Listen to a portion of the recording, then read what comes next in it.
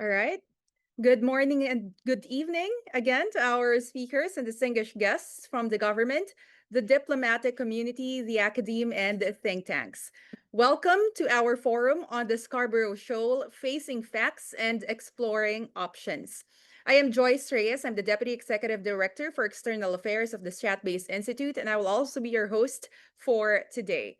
Now, this online forum is organized by the Strat-Based Institute in partnership with the Stanford University Sea Light Project. So, once again, thank you very much for joining us today. As we know, the Scarborough Shoal or Bajo de Masinloc or the Panatag Shoal is a small but crucial maritime feature just 120 nautical miles off the coast of Luzon.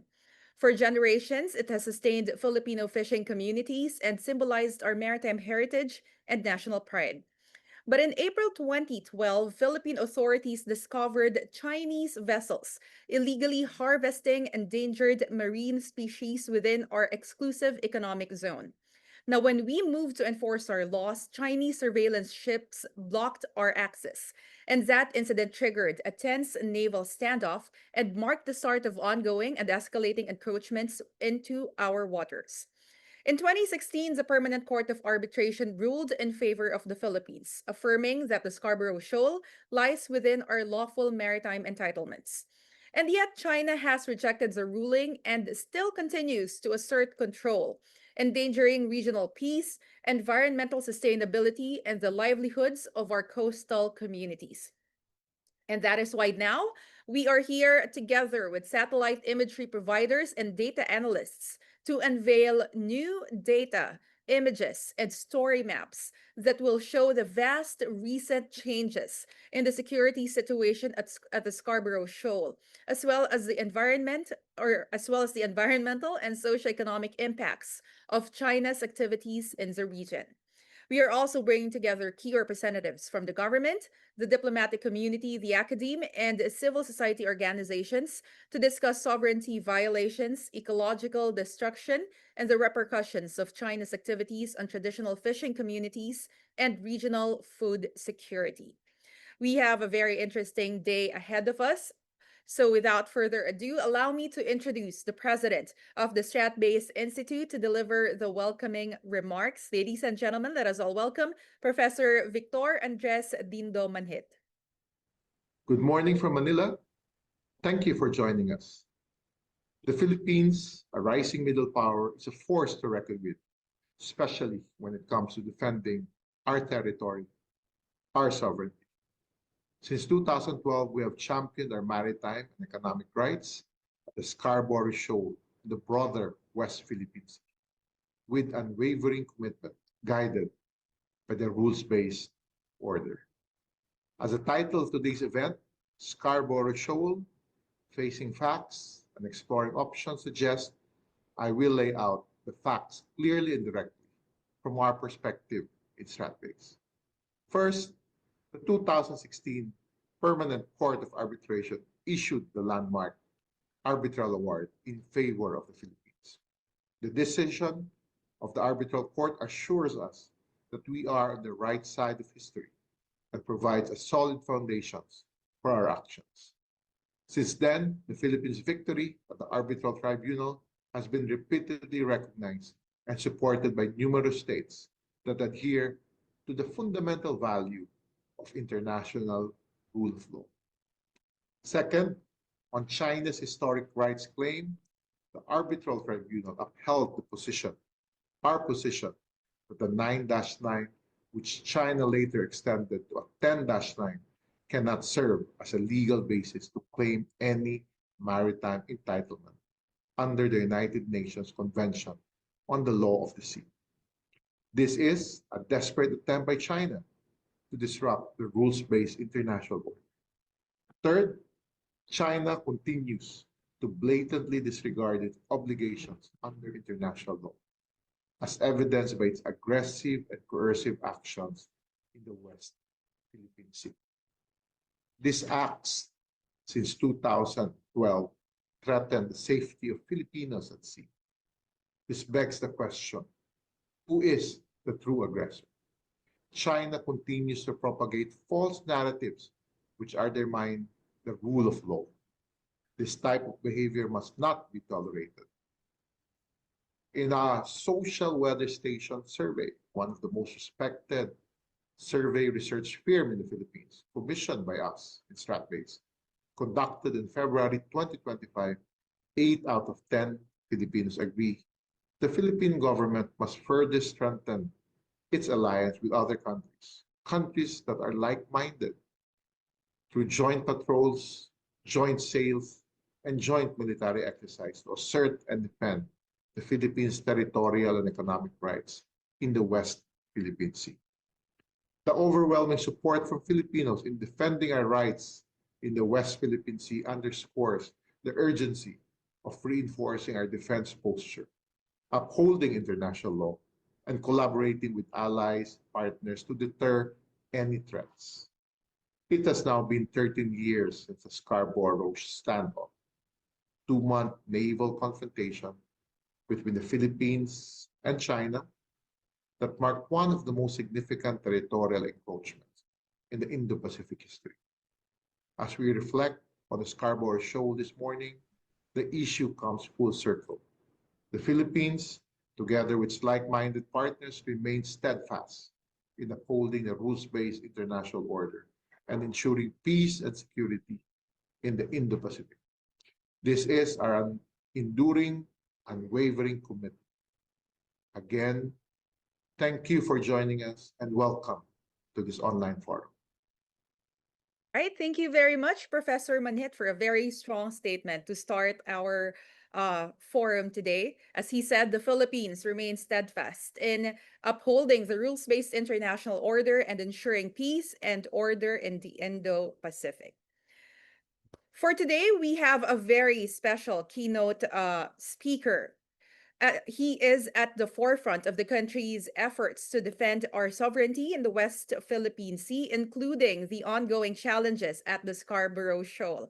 He is the National Security Advisor and head of the National Security Council.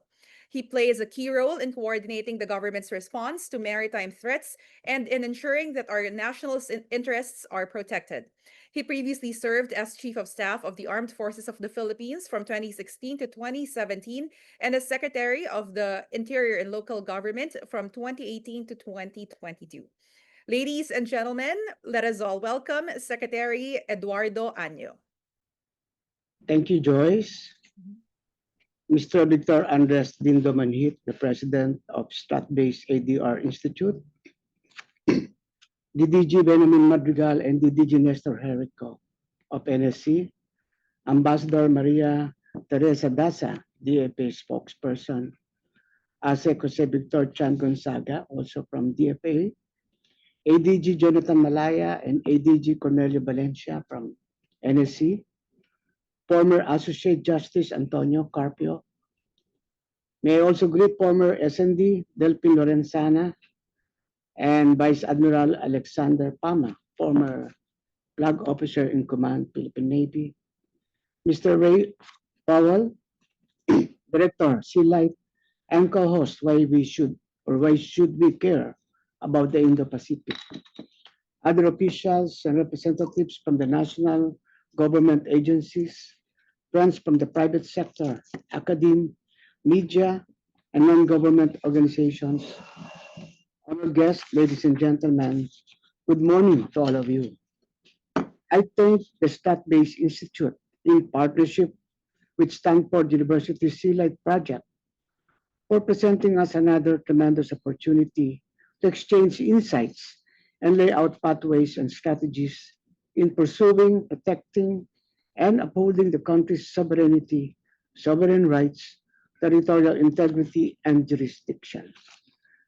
I also extend my gratitude to our esteemed experts in the field of maritime security, international law, and foreign policy, and other participants for joining this shared space where we openly discuss issues and options and collectively take actions. Today's forum, which brings Bao de Masinloc, internationally known as Scarborough Shoal, to the fore of our discussions, is thus a vital platform, especially in the face of rising tensions in the South China Sea due to China's baseless, excessive, and expansive territorial claims, militarization, and confrontations with its neighbors. At this point of our history, this is a reality that we cannot disregard. The Philippines recognizes the challenges in the South China Seas are unlikely to diminish anytime soon. The situation becomes even more complex due to potential flashpoints in the area, which continue to evolve amid rising geopolitical and geoeconomic tensions and shifting global security dynamics.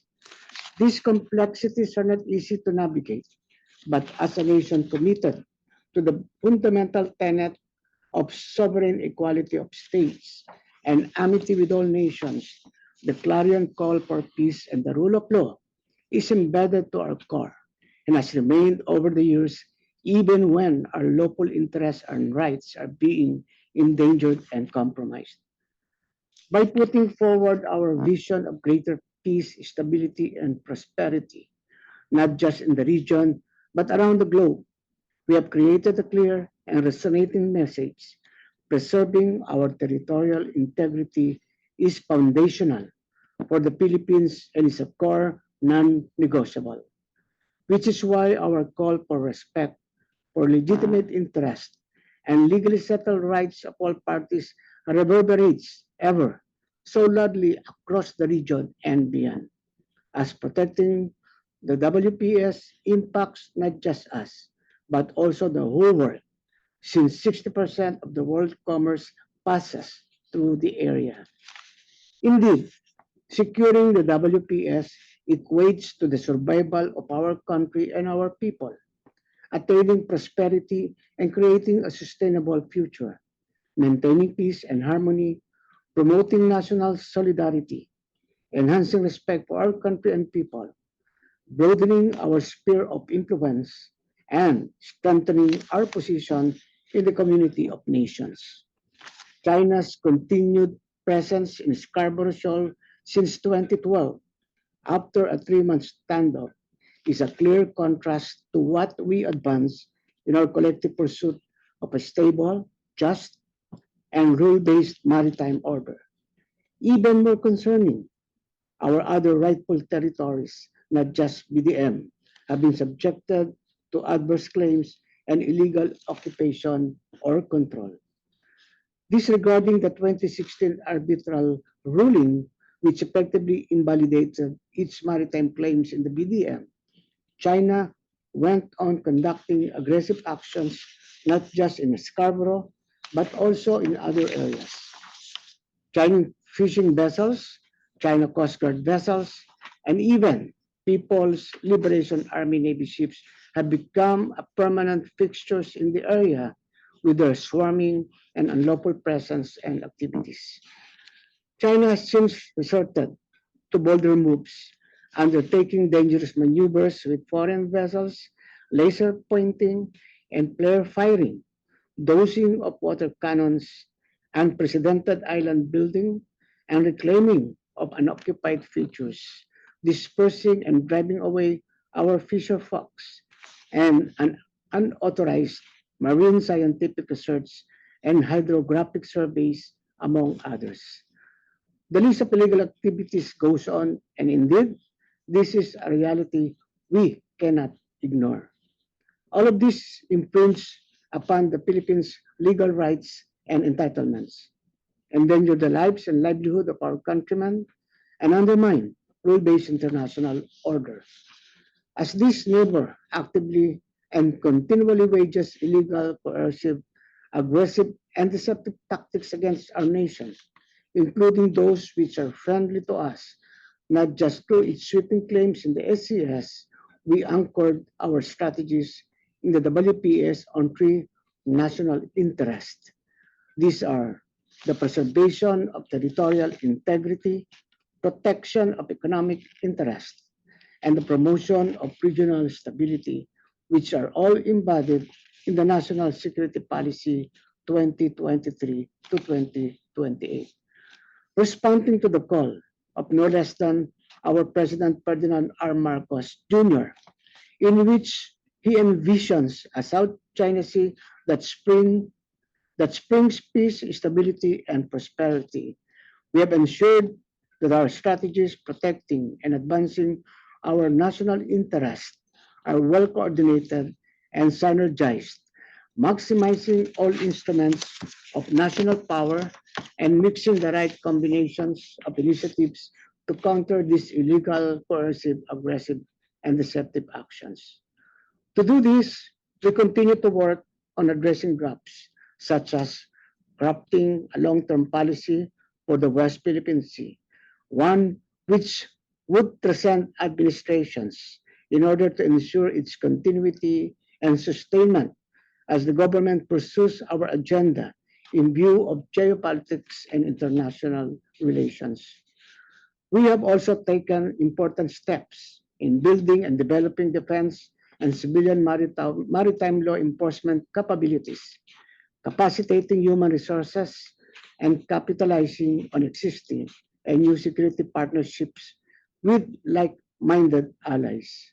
Our robust, credible, and self-reliant defense system is on top of our priorities to meet any challenge to our sovereignty, sovereign rights, and maritime jurisdictions. Through a credible deterrence posture, we will pursue effective operations on maritime security and maritime law enforcement to defend our sovereign rights. We will ensure that Philippine maritime zones are protected and not destroyed by the future generations of Filipinos. Such effort will also equip us to effectively prevent incursions, establish airsea domain awareness, maintain visible presence, and prepare and rehearse contingency plans through interagency cooperation.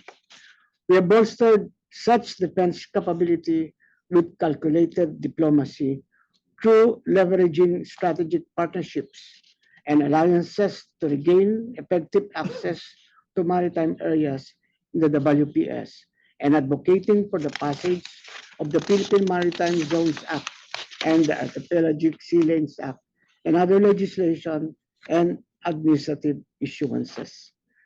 And as the battle in the information sphere has become more intense and complex, we have adopted transparency as a strategic approach to increase domestic public awareness on the WPS and its maritime rights and entitlements.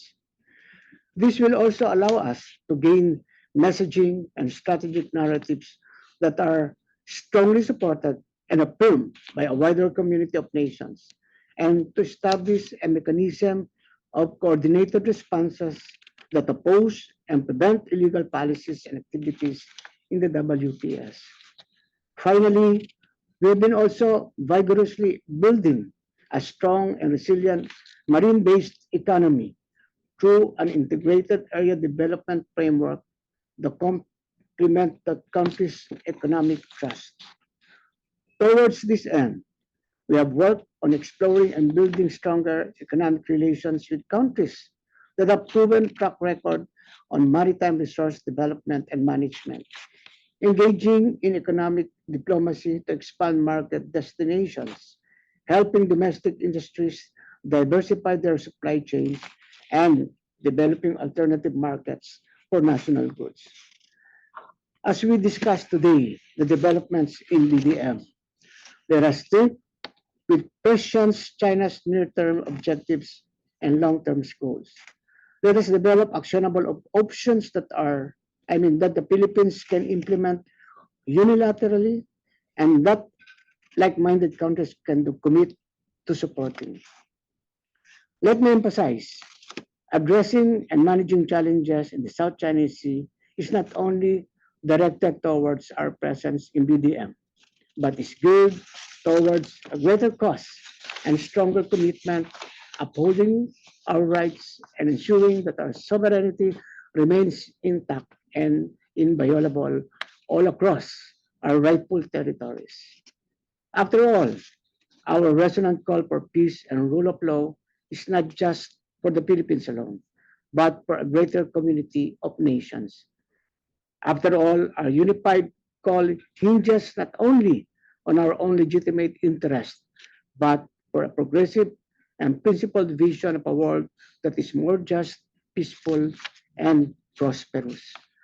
Through dialogues such as this, we aim not just to increase awareness and open our eyes to these realities, but more importantly, to fortify areas of cooperation that benefit us all in pursuit of our own and collective aspirations.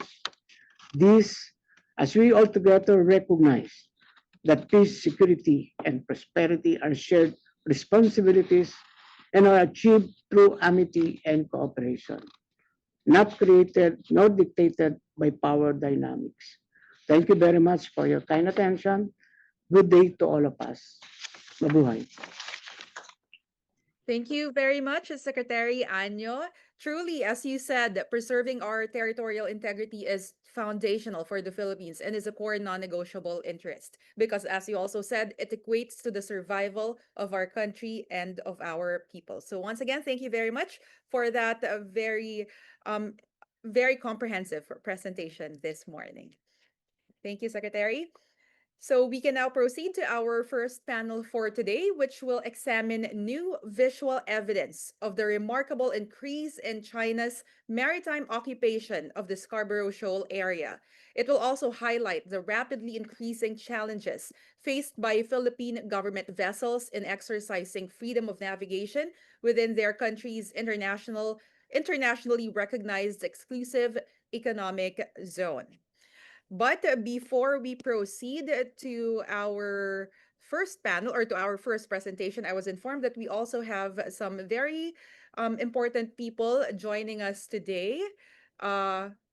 If I may recognize them first, with us today is former Department of National Defense Secretary Delphine Lorenzana. Thank you for joining us today, sir.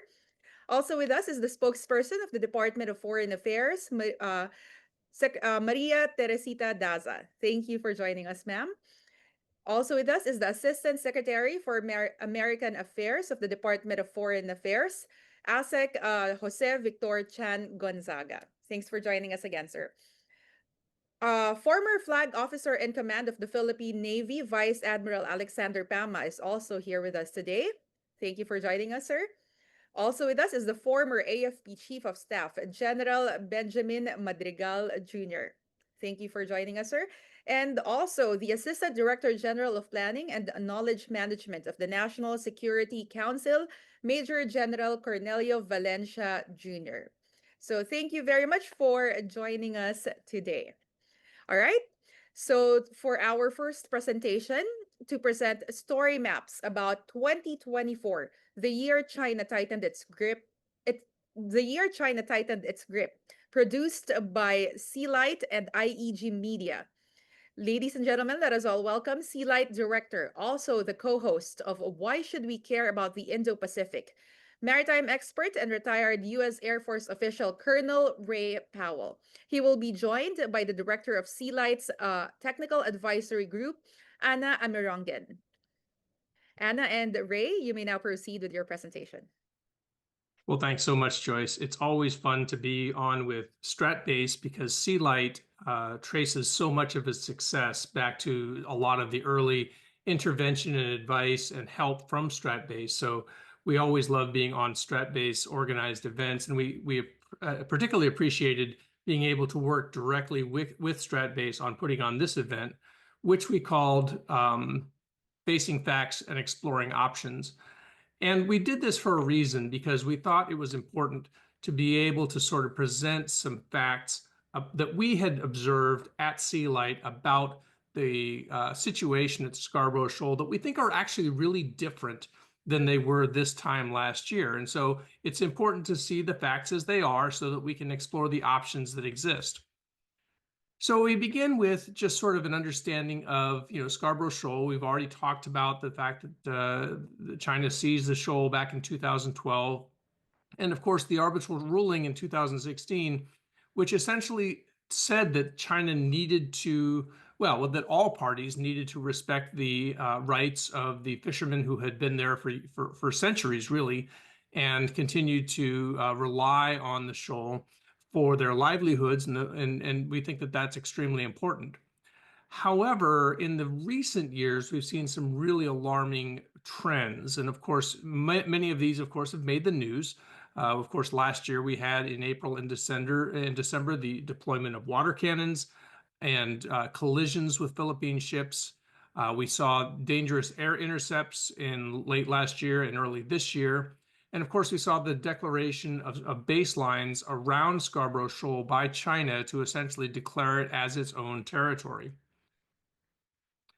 What I don't think has maybe got as much attention, and maybe isn't quite as well appreciated across the board, is the fact that China has really increased its presence at Scarborough Shoal in the last 12 months. And so from this graph, you can see what we did was we just took a snapshot on the first of each month, going back all the way to 24 months ago, and said, how many ships are there?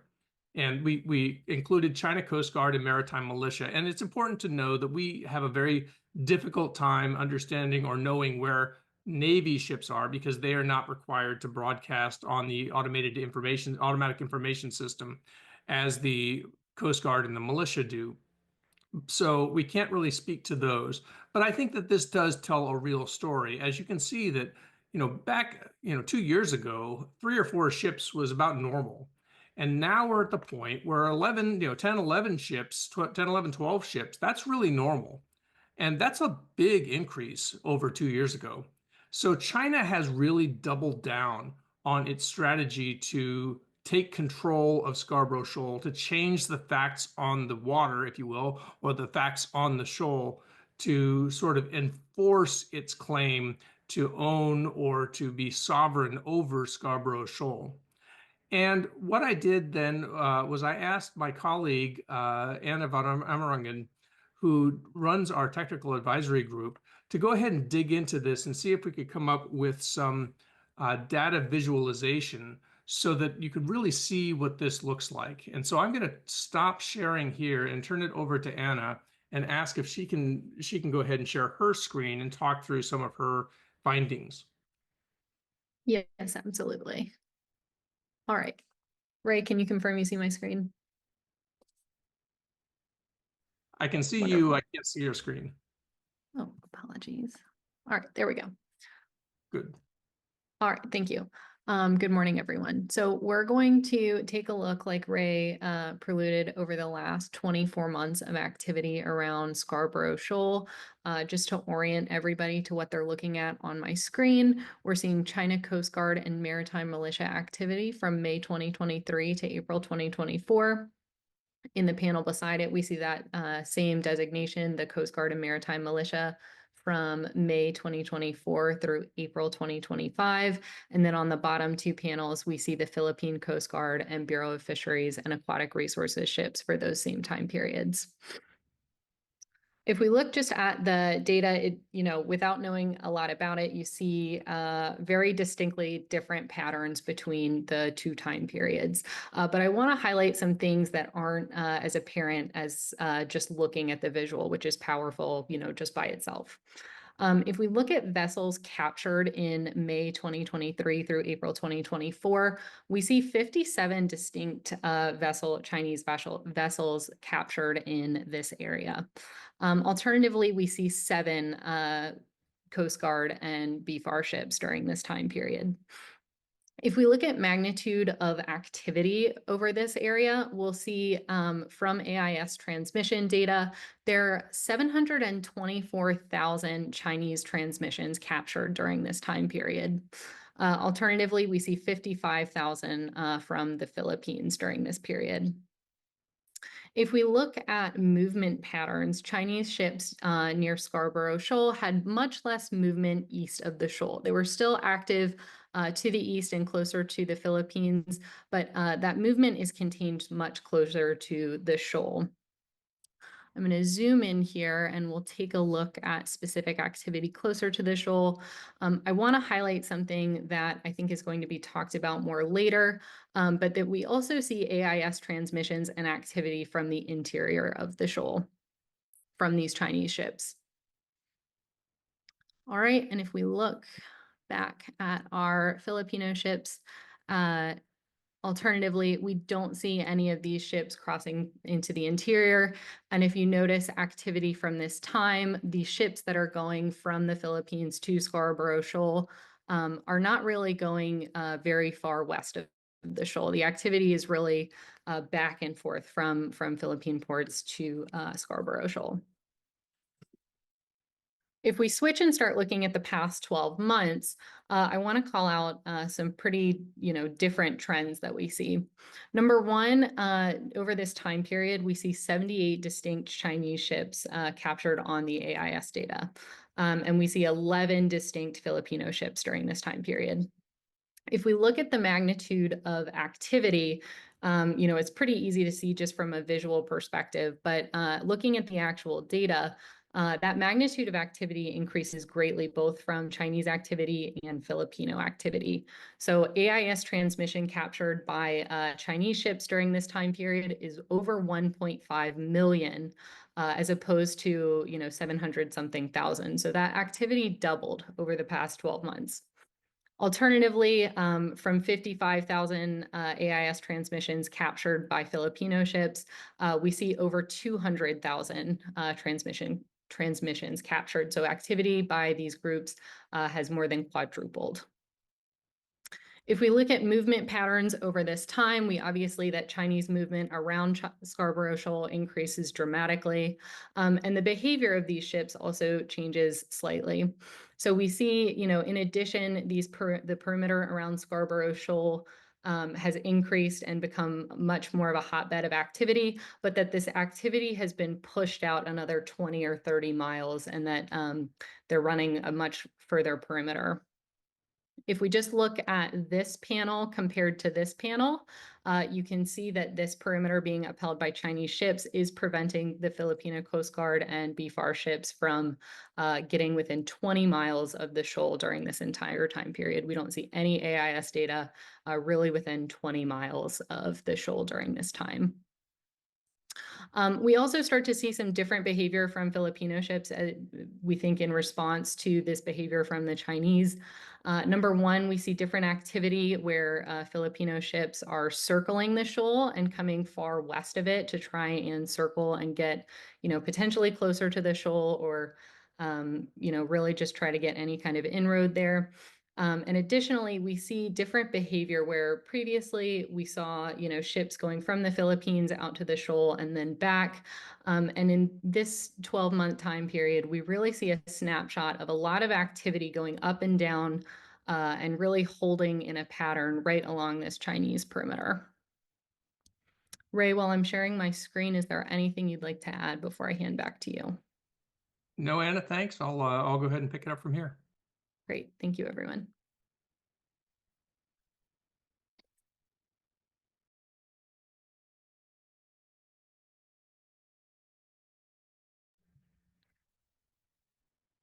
All right. So once again, these are the slides that, or the visuals that Anna showed, just captured in snapshot.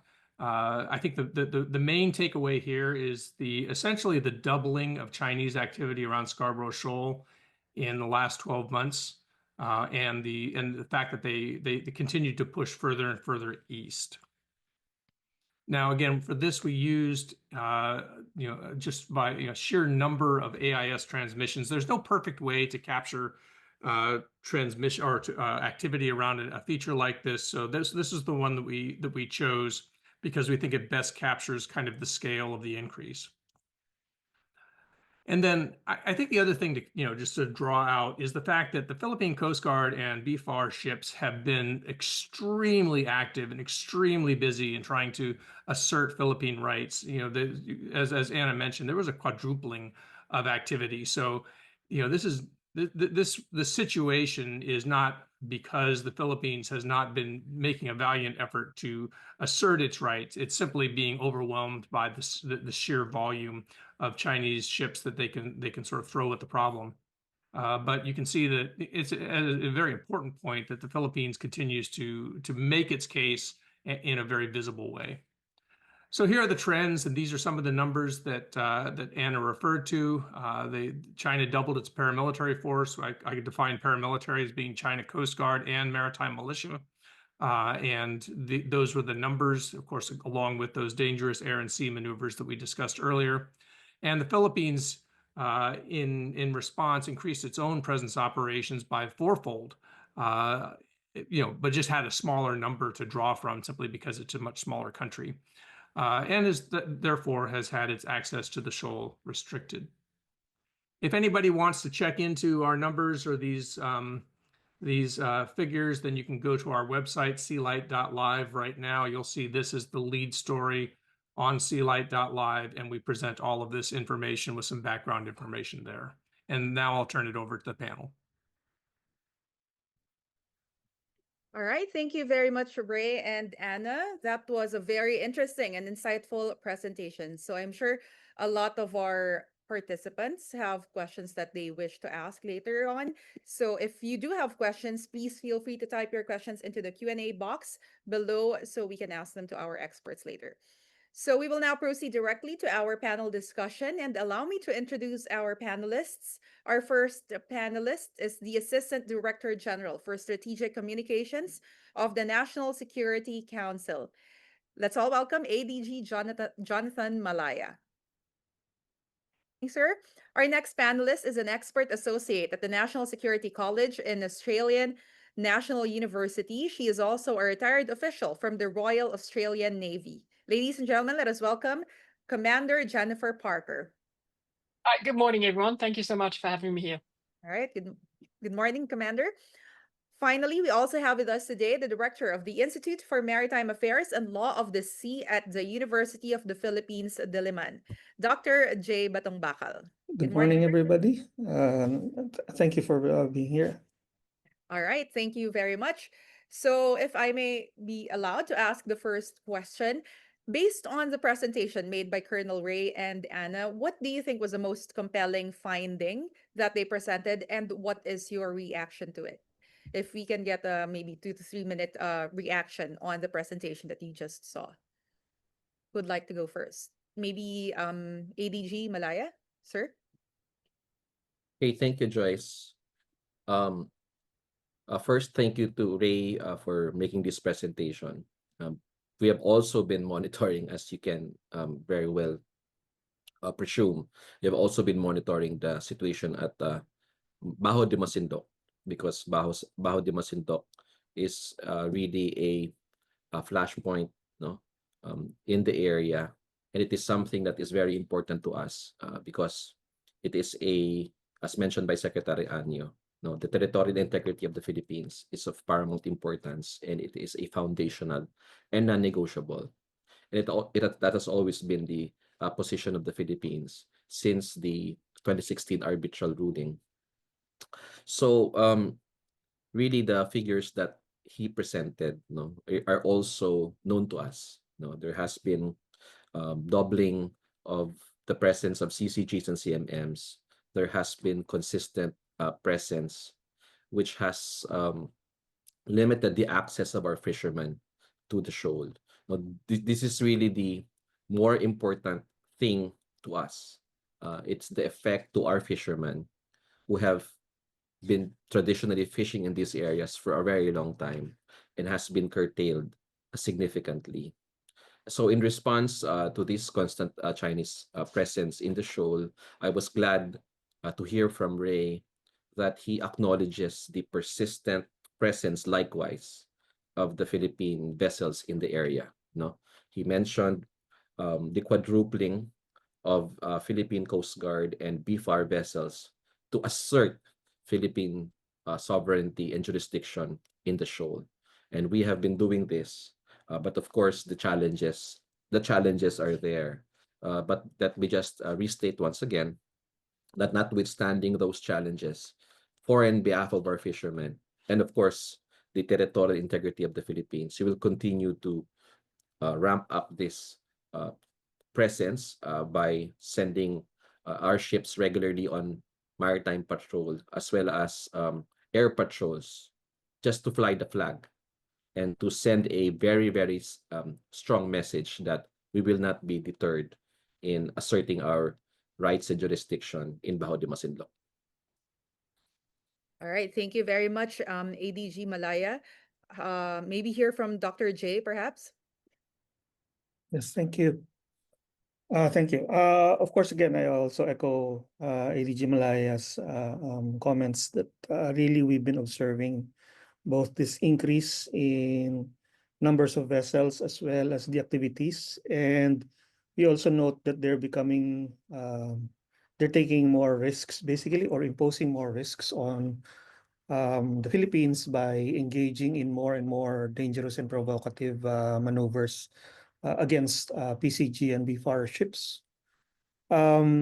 These are all evidence, as also noted, that China is attempting to demonstrate that it is exercising control over the area. However, from a legal perspective, I would note that considering that the area has been admittedly subject to dispute even by China, then such control legally has no weight, no? Meaning that no matter how much control they exercise, as far as the legal situation is concerned, it has not changed. The status of Scarborough Shoal as a part of Philippine territory is determined not by the exercise of China's control, but rather by the facts on the ground as of the time that this dispute really flared up, which is more or less around 2012. That is what you would refer to as a critical date, perhaps, and that's the latest. If you're trying to look at various dates, that would be the latest a date that could be considered for the parties. The earliest could be 1995, but in any case, whether it's 1995 or 2012, what it means is that nothing the parties do on that area will affect the legal status of the shoal as of 1995 at the earliest, or 2012 at the latest.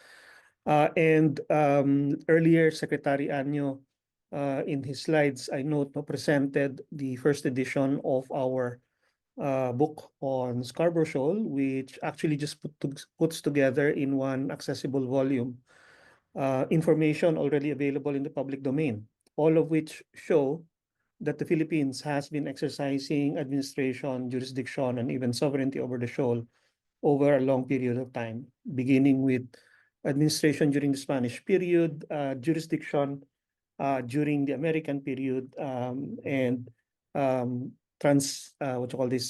transitioning to absolute sovereignty by the late American period and as of Philippine independence. So that is why I am confident about the legal status of the shoal being part of the Philippine national territory.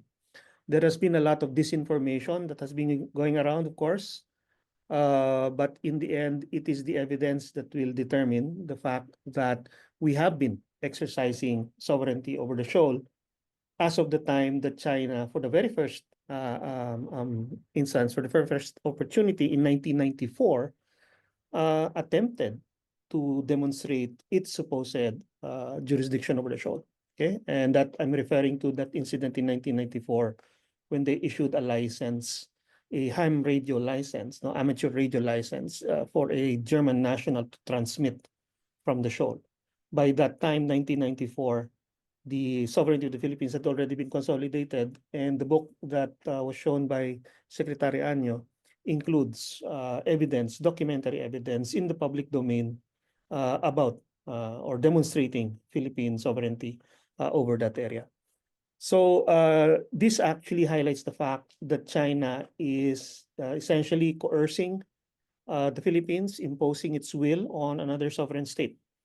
And this is very important because although it may not amount yet to what international law might call a use of force contrary to the UN Charter, still its actions are acts of coercion that are contrary to UN General Assembly resolutions on the friendly relations between states. And the use of coercion to force themselves on another country, another state, no, clearly is also illegal. And so every instance wherein China carries out these activities supposedly to assert its control, only demonstrates very clearly that it is acting contrary to international law. It is violating the principles of the UN Charter on the peaceful settlement of disputes and the conduct of friendly relations with other countries. So even though we are facing indeed quite a lot of challenges, still our inability perhaps to immediately stop China and its activities and its attempt to control the shoal is not a reason for us to stop, because the law clearly is on our side. And if we persist, then we definitely hope that the law eventually will prevail. And probably I can just stop by quoting, I always quote movie lines these days. If you remember, people who watch Star Wars, there's a line where Princess Leia speaks to Governor Tarkin, and she says essentially, she says that the more you tighten your grip, the more star systems will slip through your fingers. In the same way, the same thought here comes to mind. The more that China tightens its grip around Scarborough Shoal, the more it actually loses it, because it is only demonstrating even more spectacularly that its claim on it is illegal and illegitimate. So probably I can stop there. Thank you. All right. Thank you very much, Dr. J. May we hear from the international community, from Commander Jennifer Parker, please? Look, thank you so much. Thank you to Strat Base, to Victor, to Ray for having me on. I just need to be clear that I don't represent any arm of the Australian government. I am an academic now, although I did serve in the Australian Navy for over 20 years. Look, in terms of my reaction and what I thought was the most compelling element, look, certainly the numbers demonstrate significant increases in terms of doubling of the amount of presence from China's Coast Guard and also maritime militia around Scarborough Shoal in the last 2 years. It would be interesting to see the data tracked back beyond 2023. And the reason I say that is because I think the question now is, what is China going to do in 2025 with its regional disputes? And so whether that is talking about Taiwan, whether that's talking about their aggression in the West Philippine Sea. It's very clear that this is not in isolation to what is happening around the world.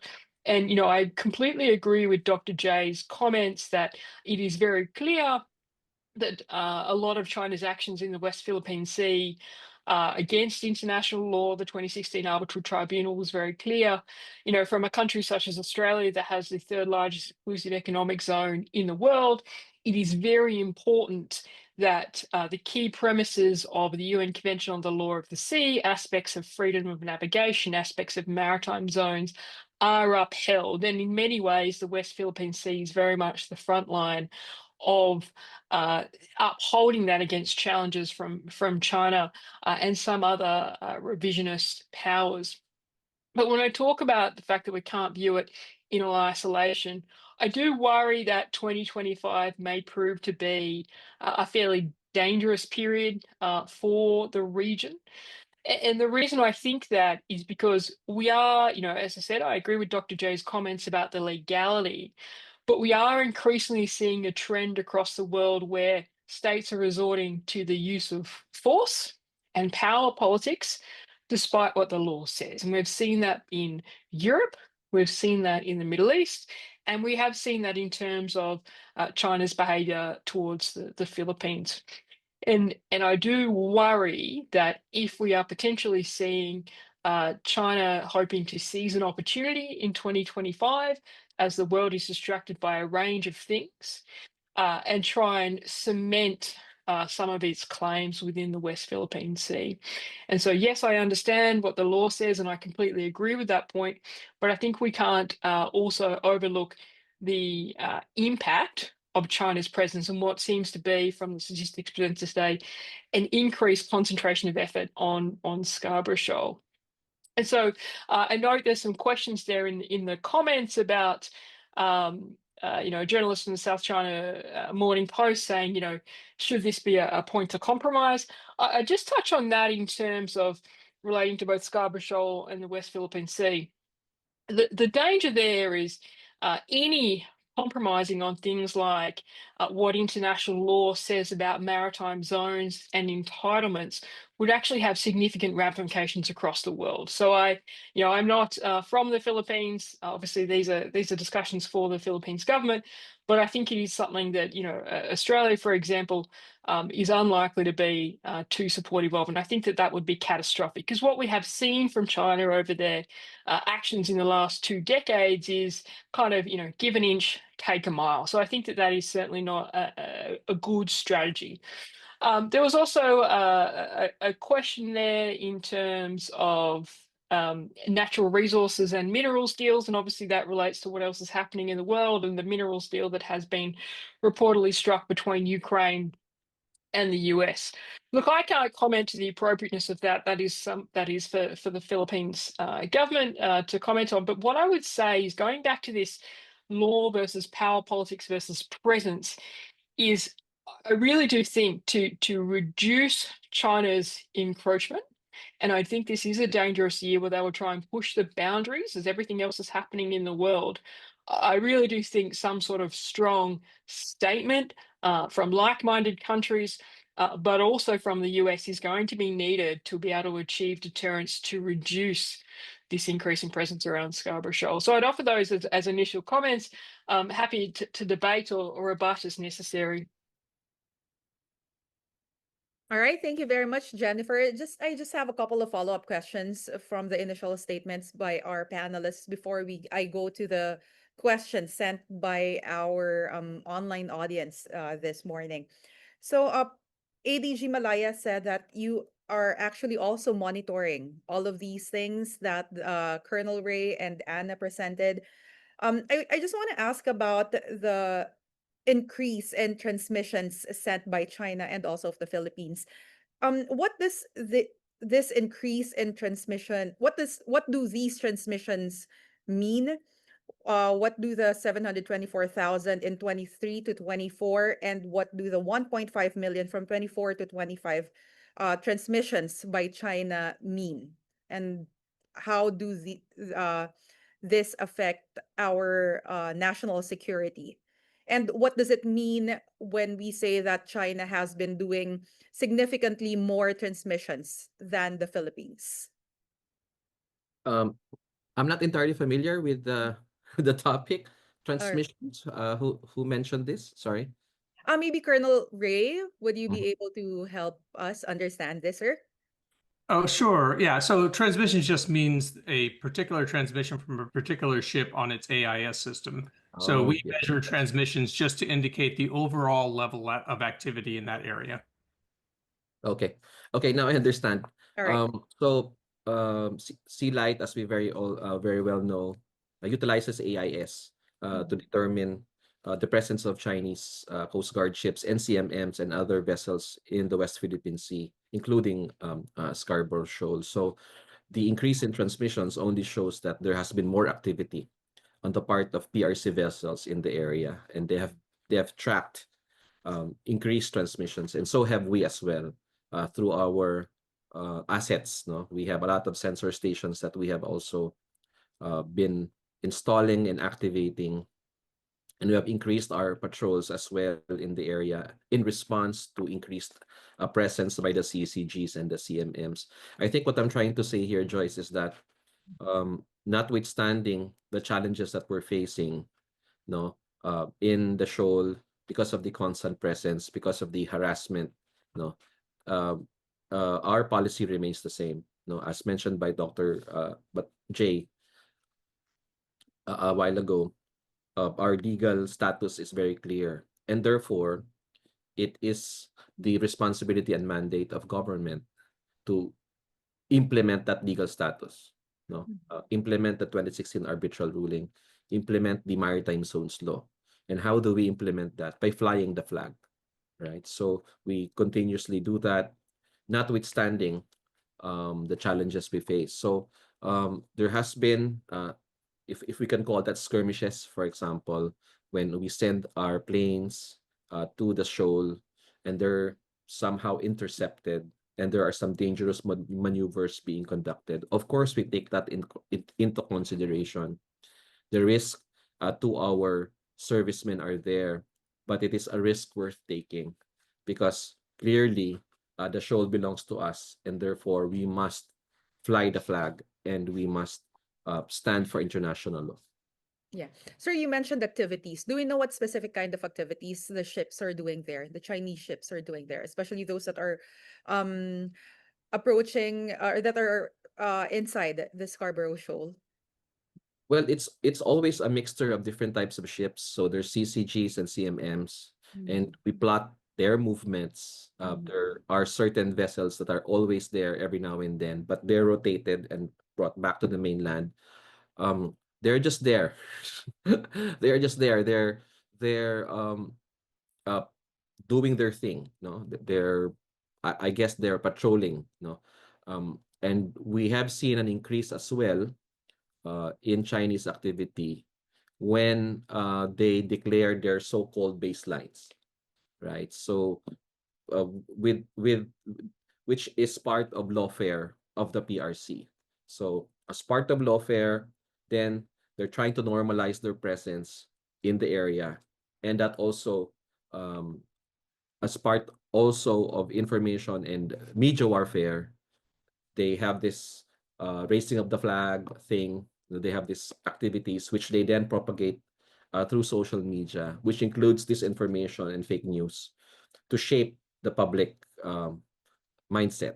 No, so all of these types of warfare, as part of the three warfare strategy of Mao, is being implemented to advance their interest in the show.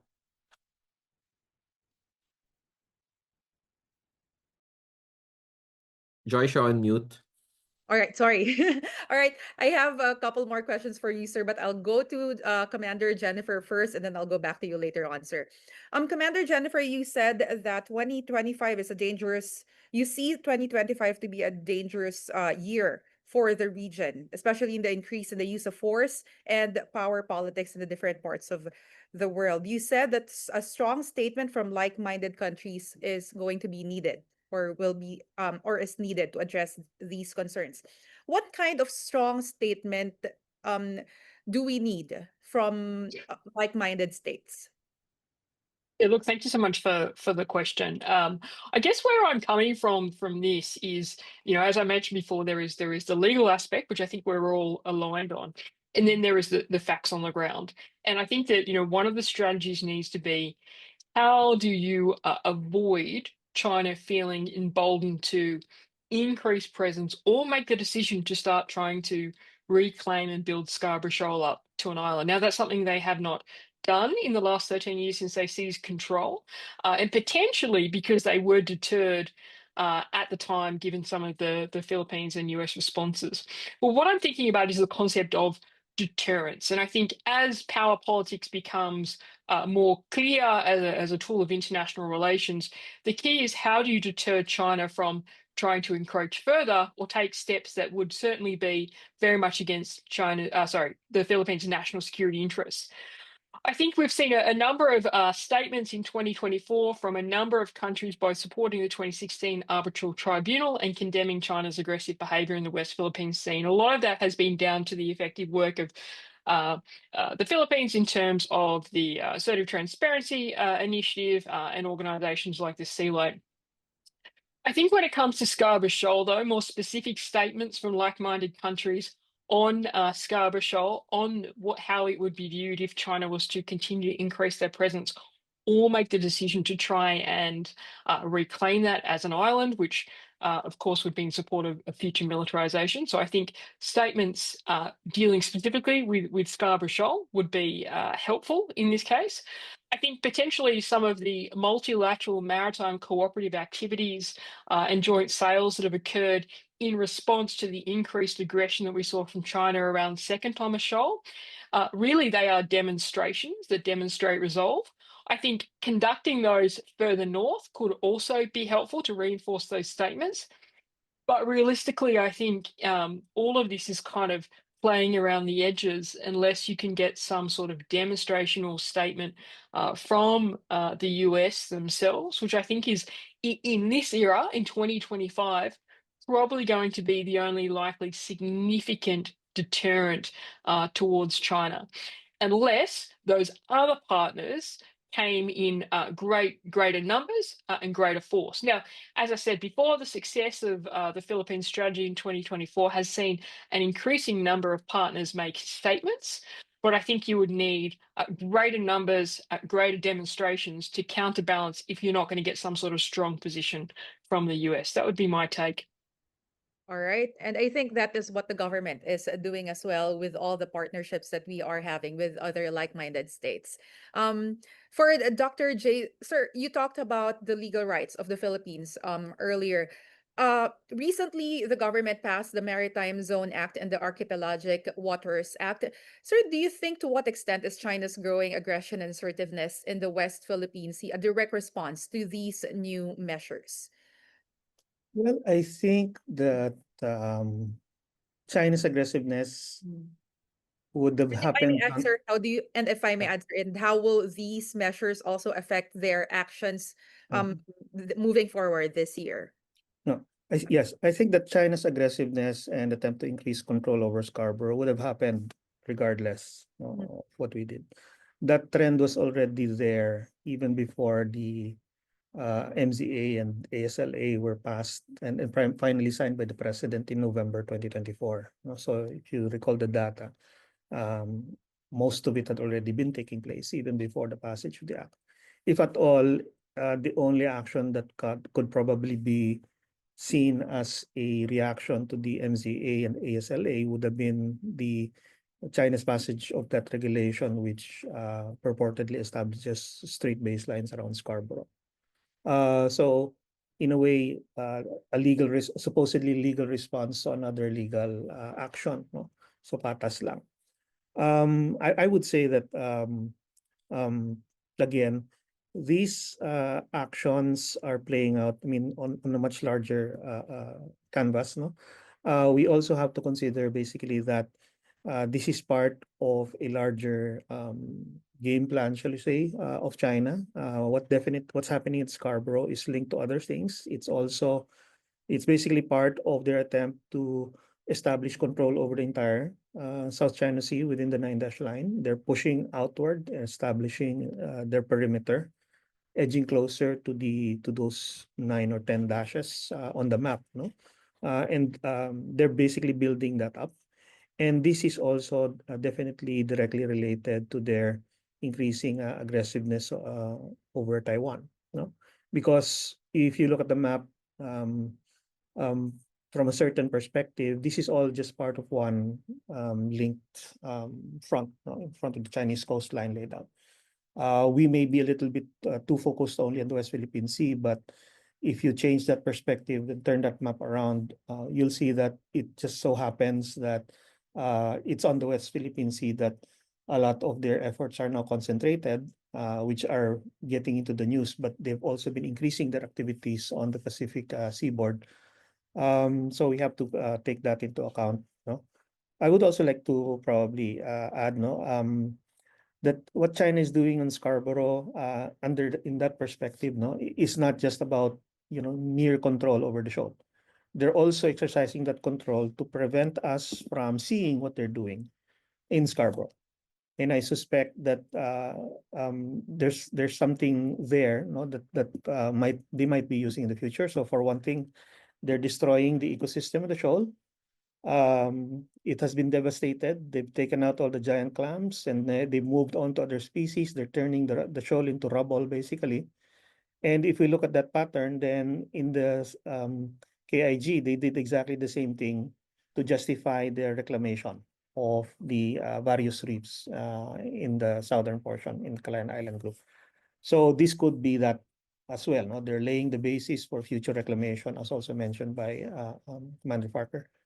There could also be other activities that, such as laying down like sensors and monitoring stations that could be taking place in that area. The thing is, they're doing it at night based on reports from fishermen I've spoken with. And that's the one that doesn't show up on AIS. That's the one that isn't often seen on the imagery that's available to us. But if we were to turn our attention to trying to see what's going on at night, then maybe we'll have a little bit more insight, into exactly what they're preparing for. definitely, if they succeed in their plans and say in the future convert Scarborough Shoal into another military base like Fiery Cross and Subi and Mischief, that would not only cement their illegal control, but it would also have serious implications for the rest of the region and the world. And that's Sir, do we why, have an as update? mentioned, deterrence is very important. Sir, do we have an update on how huge the destruction already is in Scarborough Shoal as of this year, sir? Well, some videos I've seen and statements of fishermen indicate that it's really turning to rubble. Mhm. There were some that are already in the news. If you recall, there's that incident where the China Coast Guard forced our people out and they were just trying to get shells to eat for a meal, and they were forced to throw them away. When you look at the video, the surrounding area, no, it's really like they're in a gravel pit, no, instead of a very rocky and vibrant and living reef, no. So that's quite troubling. And so I think that's exactly what they're doing. They're really trying to slowly destroy the shoal, and then later on use it as an excuse to conduct what rehabilitation they will call it, maybe, or remediation or something like that. When in truth what they're doing is just basically converting a living ecosystem into another artificial island. And also gaslighting us with everything Yes, that's gaslighting us and the rest of the region along the way, saying that we're the ones who caused the environmental destruction. yeah. No? Well, that's another seminar probably to discuss all the different ways by which they're really destroying the marine environment in the South China Sea and the West Philippine Sea. Yeah, and related to that, we have a question to Mary Ella Alabastro. In relation to the transmissions, you mentioned, Dr. J, about the AIS signals. How do the deliberate disabling or spoofing of AIS signals by vessels in the Scarborough Shoal and generally in the West Philippine Sea impact our monitoring capabilities? And more importantly, what threats do they present to our security? Are there any legal frameworks we can utilize to address these spoofing issues? Maybe you Well, can. unfortunately for AIS transponders and systems, Mhm. right now it's mandatory for certain types of commercial vessels, no, and it's related to their being able to secure insurance cover, and it affects only a certain, vessels of a certain size. It becomes well, that's internationally. On a national scale, in which case it will apply only to your own vessels, not to vessels of other countries, it can of course be mandated, but then that does not answer the question of what to do with foreign vessels like Chinese vessels not transmitting AIS. The spoofing or pretending that they're another vessel entirely, or maybe even sharing signal IDs, no, that is a problem, but it has to be connected with an actual illegal activity in order for it to be useful. And as for military vessels, they're really not required to transmit AIS signals, no, especially if they're operating. So for those vessels, we have to try to um, acquire capabilities to monitor them, even if they're not transmitting AIS. Those technologies exist. It's just a matter of us having resources and investing them in the right tools and equipment in order to be able to do that. Mhm. Okay, thank you, sir. For ADG Malaya, sir, maybe your reaction to what Dr. J. Batong Bakal said, especially about the destruction. And if I may add as well, the question of Kenneth Basilio, he said, Mr. Powell's presentation showed that China's Coast Guard presence at Scarborough Shoal has pushed further east into the Philippines in the past year, inching closer to Luzon. How should the Philippines address this growing maritime pressure? And at what point should a country establish a clear boundary or red line to safeguard its territorial interests, especially considering what Dr. J said that this massive destruction has already been happening at the Scarborough Shoal, sir? Okay, I'll just add to the discussion about increasing our maritime domain awareness. First, on the issue of the AIS and spoofing. No, we've noticed that for several years already. It's part of the tactics of the PRC, just to be able to evade detection by the Philippine government. But let me just share that our capacity to monitor what's happening in our seas is not limited to just AIS.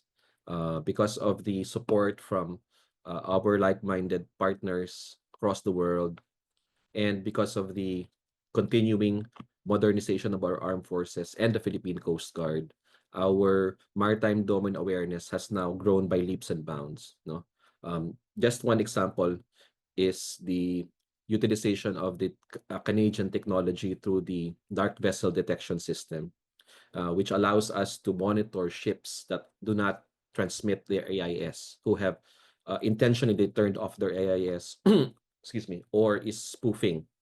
So, and this is complemented by patrols and other technologies, which I cannot share right now, but our capacity to monitor their presence has increased significantly since the past several years. Now, to the question of environmental impact, if you remember, we held a press conference last year with the Philippine Coast Guard, wherein we were working with a team from the University of the Philippines, and we shared photos of the impact of Chinese vessels and their presence in Scarborough Shoal. So I don't exactly know if they're turning it into rubble, as mentioned by Dr. J, but the impact has been significant in the sense that the marine environment in that area has been diminished significantly. No, it is not the same as before. Okay, so we are, of course, alarmed by that.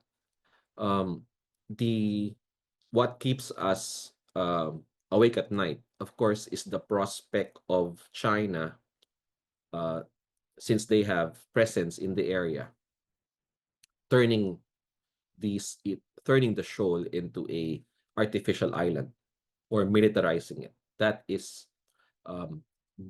going to be very troubling, because if I may state what the president has said repeatedly, we will not allow any inch of our territory be taken away from us. We will not lose a single inch of our territory. And as mentioned by Dr. Batong Bakal today and in many other fora, the legal status of Scarborough Shoal as part of Philippine territory is clear. Therefore, that is a red line for the Philippines. Okay, I hope that China continue to adhere to the Declaration of Conduct. If you do remember, the Declaration of Conduct, no new occupation of unoccupied features. So and we expect China to adhere to that, no? They always mention the Declaration of the Declaration of Conduct, sorry. They always mention the Declaration of Conduct in any statement that comes out of Beijing. So it is our hope, no, that they will not go that far, because reading what the president has said, that would be a red line for the Philippines.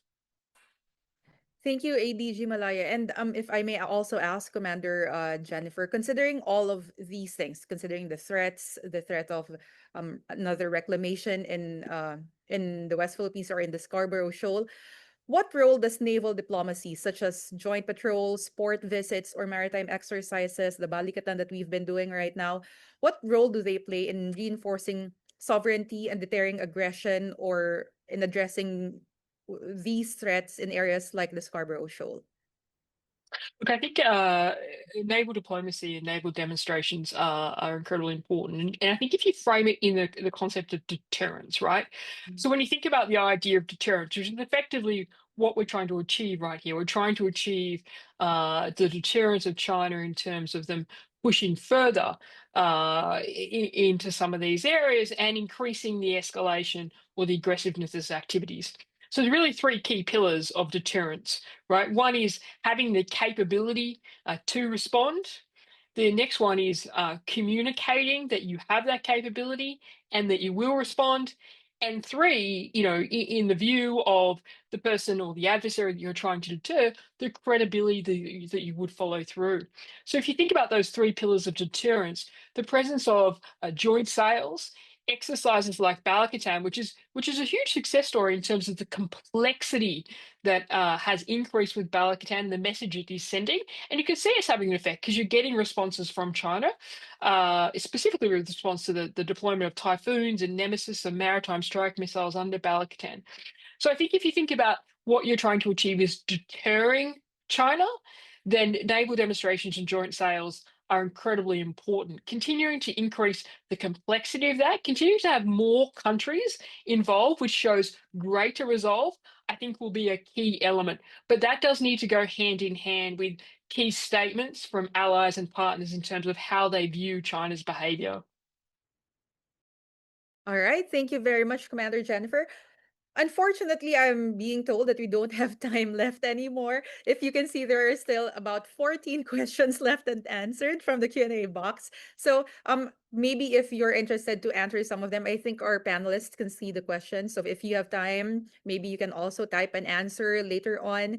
But again, thank you very much to our panelists, to ADG Jonathan Malaya, to Dr. J. Batong Bakal, and to Commander Jennifer Parker for joining us this morning.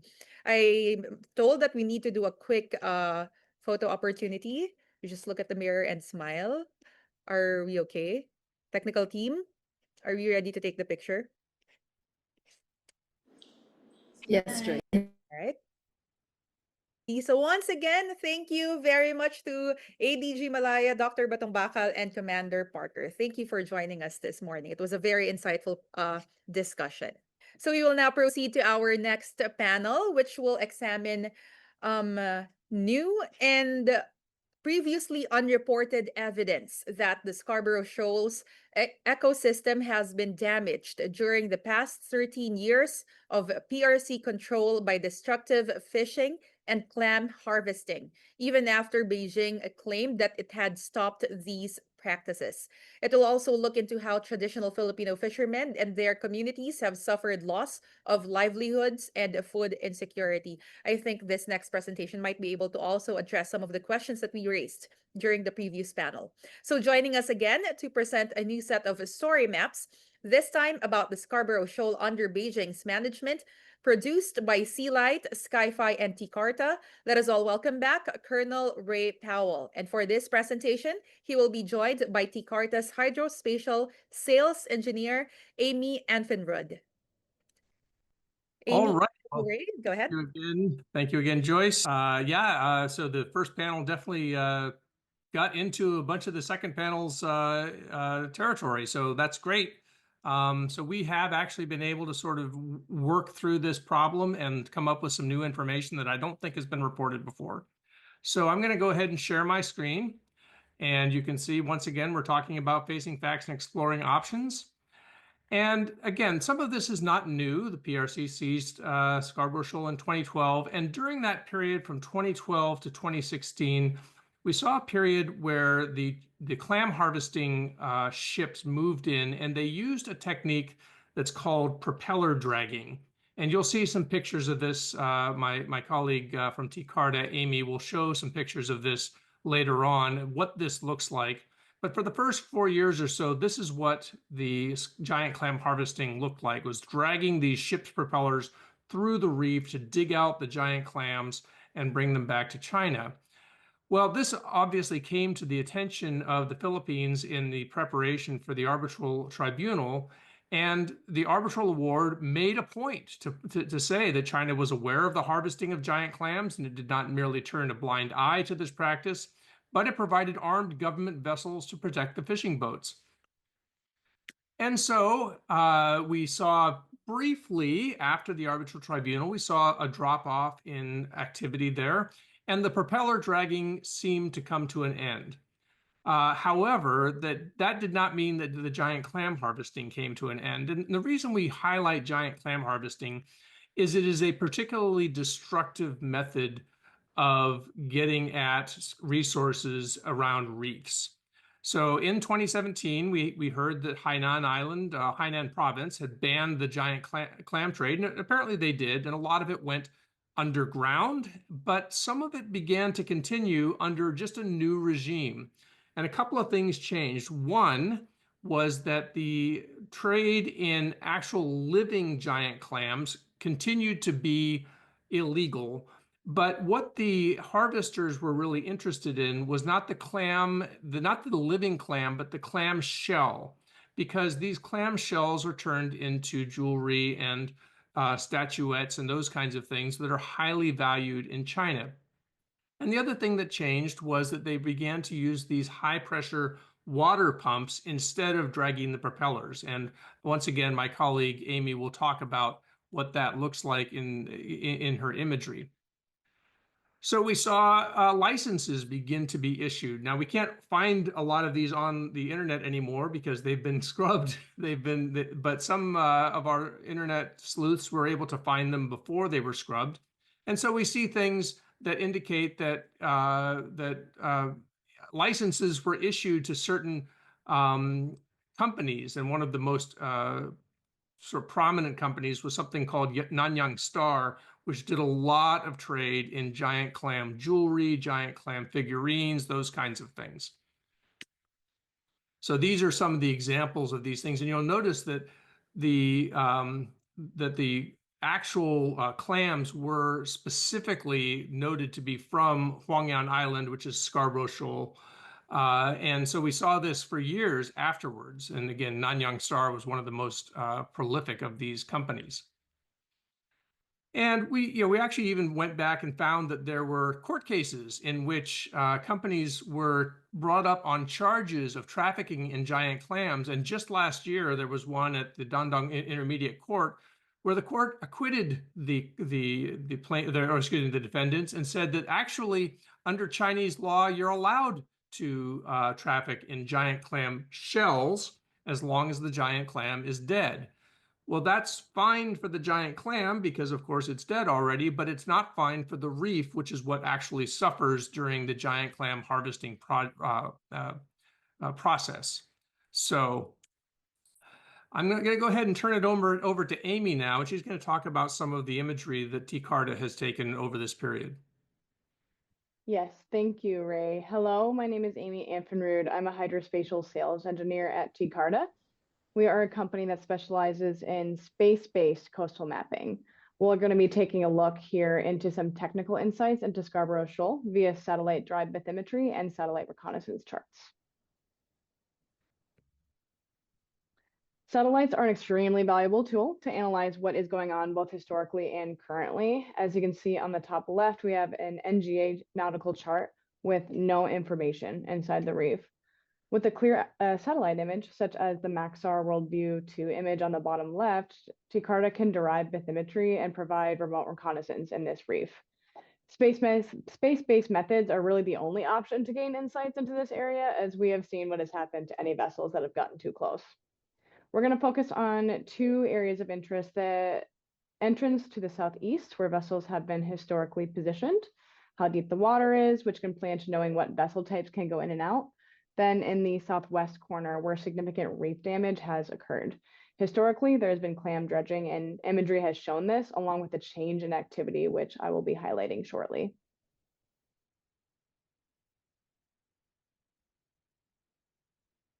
As mentioned earlier, the nautical chart over this area has very little detail or literally no detail, as shown with this nautical chart on the left. TCARTA developed a product called Satellite Reconnaissance Charts, or SRCs, which are familiar contours and soundings you can see from nautical charts, and it's produced from the satellite imagery, from the satellite drive bathymetry. This product helps fill in those gaps on existing charts to help provide more detailed information where there historically hasn't been any information. This information will allow us to infer what size vessels can be operating and navigating in and out of these channels, as opposed to the white space where we have no idea how deep it is. We can tell it actually is deep enough for a fairly large vessel to navigate through safely. Looking at this first area of focus, the channel entrance into the reef, the bottom middle image, there's been a ship anchored at this entrance, as shown by the yellow circle. And it's been there really as long as you can go back, at least more than 10 years. It has been standing guard, if you will. The bathymetry on the top right can offer insights into what kind of vessels can get into the reef based on the depths derived from the imagery. It's worth noting that there is a really shallow area in this entrance, as shown on the top right, circled in yellow. That same satellite reconnaissance chart on the bottom right shows that same shallow area right in the middle of the channel where ships could run aground if they aren't aware of this. The derived bathymetry products show the ability for larger vessels to be navigating in and out of this channel as long as there is local knowledge of the shallow reef right in the middle. Then larger vessels are capable of navigating in and staying for a very long time. Shifting focus to the southwest corner of this shoal, looking at the imagery from 2012, you can see that the reef is virtually untouched, especially that bottom image. If you move on to 2017 in the middle images, you can see that there is a lot of damage and scarring to the reef, which we know has been due to heavy clam harvesting methods happening here. If we go forward to 2024, there has been sand that has infilled this scoring, showing signs that habits have changed over this area. And this portion of the reef has been more inactive. Not only have some of the clam harvesting methodologies changed, like Ray mentioned before, but so has the vessel types and locations. In 23 and 2024, rather than there being several vessels inside the reef, we actually see a lot of larger vessels lined up outside the reef, as shown on the image on the bottom right. We can see a very small vessel on the left circled in purple here. What it looks like is that there's larger vessels lined up outside the reef and acting as motherships, if you will, and smaller vessels are the ones navigating inside the reef. This is a much, much shallower area than the channel on the southeast side. And the satellite drive charts could inform where those small vessels could be sneaking into the reef when the water is high.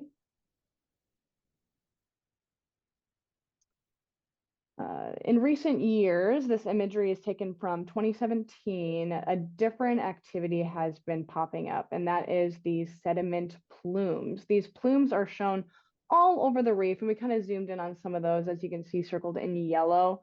This shows distinct evidence of human activity that is clearly disturbing the seabed. And lastly, I just wanted to take another look at the satellite drive bathymetry and the satellite reconnaissance charts, which help inform what is or isn't navigable in this area based on the depths. This southwest corner is a very, very shallow reef wall, and it's clear that large vessels cannot navigate over this area. But the charts do show potential for small vessels with a shallow draft to be able to navigate into the reef. Given the number of large vessels lined up outside the reef, this is a pretty clear possibility that this is exactly what's happening here. Thank you for your time. Please reach out to myself or Kyle Goodrich with any hydrospatial questions about this presentation tonight. And for any product inquiries, you can reach out to our website or by emailing us here. Thank you. All right. Thanks so much, Amy. So there's one more. So aside from the fact that we've been able to document all of this activity, and by the way, I just want to draw attention going back 2 slides or 3 slides to these plumes. So, you know, I think that when we talk about the change in the activity from the propeller drags that cause the scarring that you see there that has since been abandoned to going to these plumes, this is indicative, we here at Sealight think, of this high pressure water that's being used to uncover the giant clams. So this, even though this seems like maybe a less violent way of getting at giant clams, it actually causes a lot of damage because it's not just blasting the reef with this high pressure water, but it's all the sediment that then spreads around and kills off other parts of the reef. So it's, even though it's not as obvious, it's not better. So here's the other piece of new information. I don't think this has been reported anywhere, but the fleet left. The giant clam fleet seems to have disappeared. We traced it back to the 13th of June. You can see it here on the northeast side of the reef on this particular day. And this is the last day we've actually seen the giant clam vessels outside the reef. On the 14th, you do see some ships moving around, and it may be the departure of those vessels. But since then, the vessels have been almost entirely gone. And we think this is extremely interesting because this, of course, is almost a year that there haven't been any of these vessels there. And what makes it very interesting is this is the exact same time that China was carrying out its ecological assessment. And so it issued its report that it says that it conducted in May and June. It issued its report on the 10th of July, and it said that the shoal was in excellent condition and omits references to the clam harvesting trade. We at Sea Light wonder very much why, if the shoal is in such excellent condition, why they kicked all the ships away, all the clam ships out. So obviously, we believe very strongly that China is not telling the truth about its assessment, that it actually found significant damage, and that it recognizes that unless it takes care of the shoal, that everybody else is going to soon know how bad the damage has been. So this is the blog post that we've just put up. We at Sea Light take responsibility for the language. We believe that actually Beijing is lying about the condition of Scarborough Shoal that it put out in its assessment, and that as others on this call have indicated, that the condition of the shoal is actually quite serious, and that what China is telling the world is quite different than what it is telling its own people, which is why the fishing fleet has disappeared since last June. And that's the end of our presentation. Right. Thank you very much, Colonel Ray and Amy. Very interesting, but also very, very alarming presentation. So we will now proceed directly to our panel discussion, and allow me to introduce our panelists. Our first panelist is the National Director of the Bureau of Fisheries and Aquatic Resources. Let us all welcome Director Eliezer Toto Salilig. All right. Hi, sir. Thank you for joining us today. Our next panelist is the co-convener of the Atin Ito Coalition, Mr. Edicio de la Torre. Gandang umaga po, sir. Thank you for joining us. Morning. All right. And finally, also joining us today is a senior fellow from the Johns Hopkins School of Advanced International Studies Foreign Policy Institute, Mr. James Barton. Good morning to all. All right. Thank you, sir. And to moderate the discussion, please welcome Mr. Jim Caruso, Senior Advisor at the Center for Strategic and International Studies, and also co-host at the Why Should We Care About the Indo-Pacific podcast.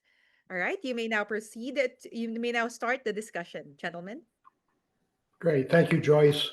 All right, this panel is going to discuss the environmental and socio-economic impacts of the apparent activity of the Chinese vessels in Scarborough Shoal. So first, I'd like each of you to answer a question about what your initial reaction is to this information. Do you think it's accurate? What do you think the damages of the reef? And how should the Philippines be thinking about it? So let's start with the Director of the Bureau of Fisheries and Aquatic Resources, Director Toto Salilig. Director. Are you there? Can't see him. Okay, let's continue. Mr. De La Torre, we'll start with you. Well, first of all, thank you for the images, the pictures. I mean, from the point of view of non-government organizations with very limited capabilities and whose main strength is really our relationship to the communities and to some extent some of the conceptual discussion on policies, to see the evidence, visual, no? And over time, it's quite, let's call it this way, compelling. And you know, as has been mentioned by our other panelists, the struggle right now, people worry about shooting wars and violence and all that, but the big actual struggles going on are information, even in the more even than the law, because the law is another sphere where a lot of people say, that's for lawyers and all that, geopolitics. But to see what's happening, what has happened before, and to see evidence from above, it kind of complements the limited information we get from below when we talk with fisher folk who have gone there. And so I think, I hope that the slides from this presentation will be available, because we are doing informational drive in our colleges and also communities, because what's important above all, and where we have some control but also responsibilities, we have to inform ourselves about what's happening beyond the immediate emotional response to the fact that our territory is being violated and our fisher folk are suffering. So thanks for that, and I hope the materials will be available. Are they public domain? Can we use them for informational work? Thank you, Mr. De La Torre. Mr. Borton, you've been looking at this sort of information for quite a while. What's your reaction to this information? Well, first of all, thank you to StratBase and Sea Light for this opportunity to address the audience. Science, I'm an advocate for science. Satellites don't lie. And ignoring the ecological toll is a dangerous gamble. I mean, the countries circling the South China Sea may be locked in this dispute, but they're also bound by biology. So a shared sea means a shared fate, and only through collective stewardship can its collapse be avoided. I think it's noteworthy that the Philippines, and beyond Scarborough Shoal, it boasts one of the greatest global biodiversity hotspots in the world. I mean, there's a network of 1,500 marine protected areas alone. And these are, special and fragile sanctuaries, or what I would call blue parks. And they're vital for preserving the marine ecosystems, supporting the fisheries, and the safeguarding of coastal communities. In the earlier panel, they talked about 2025 being a dangerous year. Yes, I agreed. It's going to be even more dangerous. But I'm primarily focused and concerned about the potential for ecocide. That is the destruction of more coral reefs, and the damage how this impacted on the lives of the ordinary fishermen. I've had the opportunity in my conduct of research over the last 6 or 7 years to actually go out on Vietnamese fishing vessels into the Spratlys, as close as we could get. I know what perilous life the fishermen have. I haven't had the opportunity in the Philippines to do that, and perhaps I'll be invited soon. But I do know that we can no longer ignore the ecological toll. And there is an opportunity here. We really haven't explored diving deeply into what is the opportunity for the Philippines to, instead of red flagging this, offer to the world some potential solution for tapping down the rising tension. And perhaps we can get to that in our discussion later. But I think there's the environmental justification for sovereignty, and that the Philippines is well positioned and placed to kind of wave that flag for blue parks as confidence building measures. And hopefully later in this discussion, we can get into what steps the Philippines might take, it should have taken in terms of joint marine oceanographic expeditions. But for now, I think in terms of the satellite images that we've seen, science, satellites only present facts. And that's what my marine biologists tell me all the time. James, look for the facts, not your emotions. Great, thank you. Director Sadali, good morning to you. Maybe you could tell us what your bureau has done to protect the Scarborough Shoal fisheries. Is there anything possible to be done while the Chinese are undertaking these activities?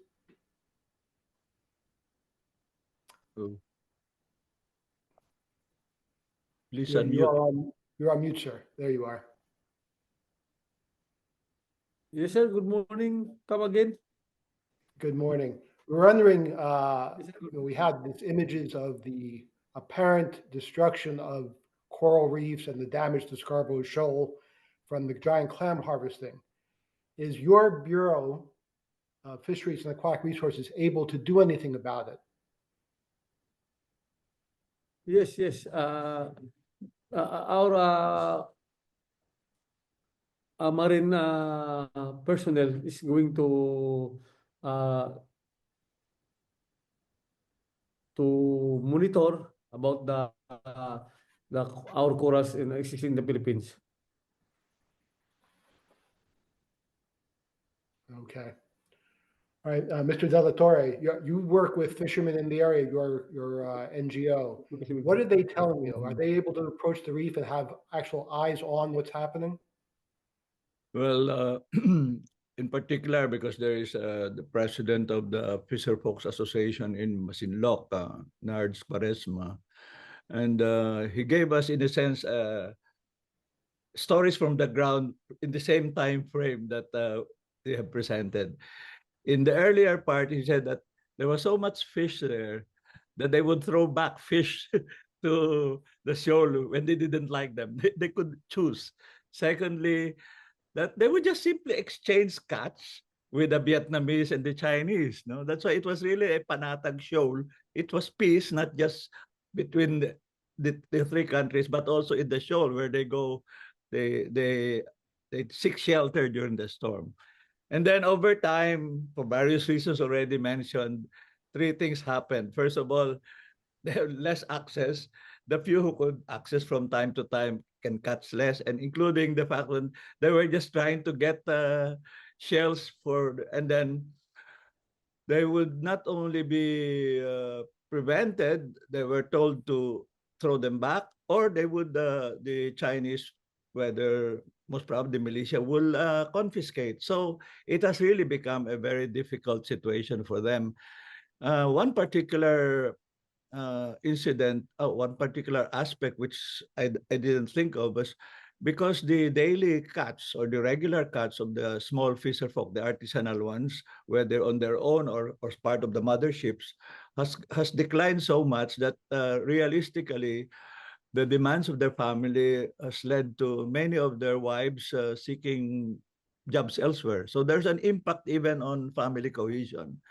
But I must confess that for most Filipinos, especially those who do not live in that part, for a long, long while, we weren't really paying attention to this. No, in fact, I work in rural development most of my adult life, but we always think of rural as land-based. The farmers. And remember, the fisher folk will always say, "Why don't you talk about us?" And we say, "Oh, you're part." Until now, and I think we went into this with Atinito because of an earlier framework that I learned also from former BIFAR directors who said, "Ed, we should think of the Philippines as a maritime and archipelagic nation." We don't think that way. We think of our islands. We do not think of our seas. We do not think of our marine resources. So for me, that shift, to realize that as the etymologies, an archipelago is not bits and pieces of land surrounded by waters. It's the reverse. The pelagos is the sea on which there are islands. So it's a different shift. And I like your Jim's point na we have to look at it as a system. But a lot of us are into micro specific incidents. We do not get this overview of a system. Some of us are privileged by university education, by our networks, interaction with government and scientists. We get this overview. And so the challenge for us, I learned this in a conference I held, I attended in Australia. When we do advocacy, effective advocacy, they told me, "Ed, you must combine stories and statistics." You must talk of specifics and systems. That kind of mindset and that kind of communication approach is something we are learning, hopefully not too slow and hopefully more effectively in collaboration like this with satellite imagery, but also the science. The Marine Science Institute at the University of the Philippines has been very helpful, giving us information also because they approach it from remote sensing, even actual ships. So the relationship between science and communities and stories and specific, more emotional, more specific concerns, I think is the field where non-government organizations like ourselves can complement efforts at the larger scale, including national government and the international community. So thanks for this. May I interject something? Sure. Eddie, thank you very much for bringing the important value of storytelling to science and letting the public know that indeed there is this kind of lever for bringing in, almost like casting a large fishing net, bringing into the kind of stakeholders more voices, because it seems that right now that the Philippines is really poised to kind of reframe their Scarborough narrative from one of conflict and competition to one of cooperation. And as I introduced myself, I talked about the importance of the marine protected areas. It seems that the time right now would perhaps be to declare Scarborough Reef as a national marine protected area. I know there was an effort in 2012. It didn't have any traction, but today, in terms of framing the MPA as a apolitical or science-based and align that with kind of the regional sustainability goals and get your neighbors involved in this. I know that in the past, there's been some success working with Malaysia on a marine protected area where there was an accord reached and they conducted baseline marine biodiversity assessments. I don't know why that in terms of the communication among our regional marine scientists that we can't gain the traction for that kind of marine science cooperation. And perhaps even the political will would be there in the Philippines to apply for a formal kind of international recognition for as a blue park, Scarborough Reef, under what they call the Marine Conservation Institute.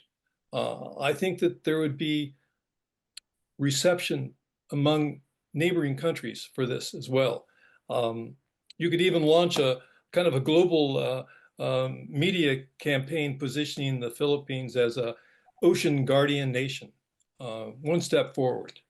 Those are some of my initial responses to your comments about the need for storytelling and the intersection of science, but more importantly, making sure that the voices from the community are represented as part of this dialogue, particularly the fishermen and of course those in the coastal communities. Well, Mr. De La Torre, how would your fishermen react to not being able to fish in this area where you said was so rich in fish? Well, I don't think we have to declare it a no fish zone. I mean, it's a marine protected area, but there are, if you wish, there's an agreed upon fishing season regulations that can be set up. I think that there is a brain trust among the marine scientists as well as the policy experts that would then be able to reach out to the local communities. I've seen this firsthand in Vietnam. Off Vietnam's central coast, there's an archipelago, Kula Cham, and there one marine biologist, Dr. Wen Chu Trin, he went there and over a period of a decade worked with the islanders, the fishermen, about 1,200, and convinced them that there was a need to preserve and conserve their coral reefs, the overfishing that was taking place. And now, when you go over to this island, no plastic is allowed. There is no pollution. The corals are healthy. And in fact, 1.5 years ago, along with 2 filmmakers, we created a short documentary on this pristine conservation model. It is a model that I think that the Philippines, I know that some of your marine scientists would be aware of Kula Cham. If nothing else, I'll show them my film. But I like the idea that we can establish this kind of community-based educational model so that the local fishermen do not feel that they're being penalized, but they understand that the sustainability of their livelihood really depends on this kind of monitoring and assessment of the ecological area. Well, I know that maybe this belongs to the next panel about ways forward, but I like your point. We have this big, practically intractable geopolitical thing, but the thing that is, can we start with that particular place? Because even in the arbitral ruling, there was an acknowledgement that that is a traditional fishing ground. That's why you were saying, even if we claim, our rights, we're not selfish and say, hey, get the Vietnamese out and get the Chinese. We were saying, why can't we, at least on this particular item, collaborate? Of course, it might be too much of wishful thinking from below, but it starts that way. And I think not just the science, not just the diplomacy, but more important is the presentation that it is a manageable, small, possible win, even while the conflicts are going on. Because the sentiments of all the people who are talked to say, we don't want trouble, we don't want being harassed, we don't want raising. I mean, we have dealt with them for so long. Why are now we're suddenly put in at loggerhead with each other? And people always think of Philippines and China alone.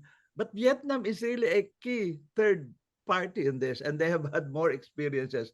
So I would say this tripartite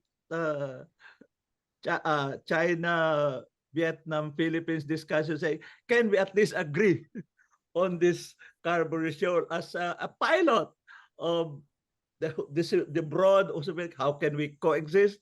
How can we have friendly relations? Even while the rest, we acknowledge there are troubles that will not be resolved by this. But it's important as people raising this year is becoming possibly more dangerous. There will be more confrontation. And in our mission, our civilian mission, we always say we don't want to escalate the tension. We are looking for ways to have civilian solutions and civilian interaction. But of course, sometimes NGOs like ours, we have this maybe utopian dreams of people-to-people diplomacy, communities to communities. But that's a reality. It cannot be reduced to states and to commercial bigger players. We're not saying we are the solution, but I think we have to look for solutions at this scale, and this might be more achievable, more manageable. And I feel your point, Jim, is very welcome. It's a special marine protected area, collaborative among at least 3 major countries. Yeah. So James, in the Vietnamese instance, was that a disputed island where this agreement was made? No, it was not a disputed island, but I wasn't using that as a model in terms of the environmental justification for sovereignty. But I think in terms of the idea, I was really responding to your question about how you communicate with the local fishermen about the protection. But no, there was not a dispute about any sovereignty claims there. But on that note, I mean, the environmental justification for sovereignty, well, it is tied in with the United Nations Convention on the Law of the Sea. What is it? Article 123. It's in my book. It provides that the states should cooperate with each other, to cooperate. And this is the management, the conservation, the exploration, the exploitation of all living resources. And they're mapped out in kind of scientific research policies. And all of this is drilled down in terms of the protection and the preservation of the marine environment. So it is etched in the UNCLOS as a way to justify, I think, the cooperation, but it also should, in the case of the Philippines and Scarborough, maybe they can use that as a lever for their sovereignty claims as well. At least that's my thinking. In fact, talking of science, even our political leaders have told me, look, Ed, there will be all kinds of conflicts, but scientific collaboration among scientists where China and the Philippines, but let's bring in Vietnam, on a particular item like this, allows us to, even while the conflicts go on, to work on something together. And I think, first of all, we are confident that our concern to ensure that no further destruction happens, that greater access is allowed during this time of collaborative research can be a framework. We don't know how China will think or Vietnam, but from the side of the Philippines, that would be an area I think that is worth exploring. My background, I'm a former Catholic priest, and when we were discussing theories of ownership on land, on the commons, because we didn't produce the land, we didn't produce the seas, but when you have some responsibility when you claim with the concept of ownership in the biblical tradition is that ownership is stewardship. No, it's not That's right. what later was codified in Western law, that ownership is the right to use and abuse. There is that notion ownership includes to abuse. And we're saying no, with ownership comes responsibility. And when you try to claim and you don't take care, there's a problem. Maybe you're conflicted within yourself. You're not convinced you really own and you have rights because you're not taking care. You're not asking it to be there and to be preserved for your future generations. So I think there is an angle of that also. That's why the language of politics and science and in a way our moral traditions, legal traditions, I think should come together. But I agree with you.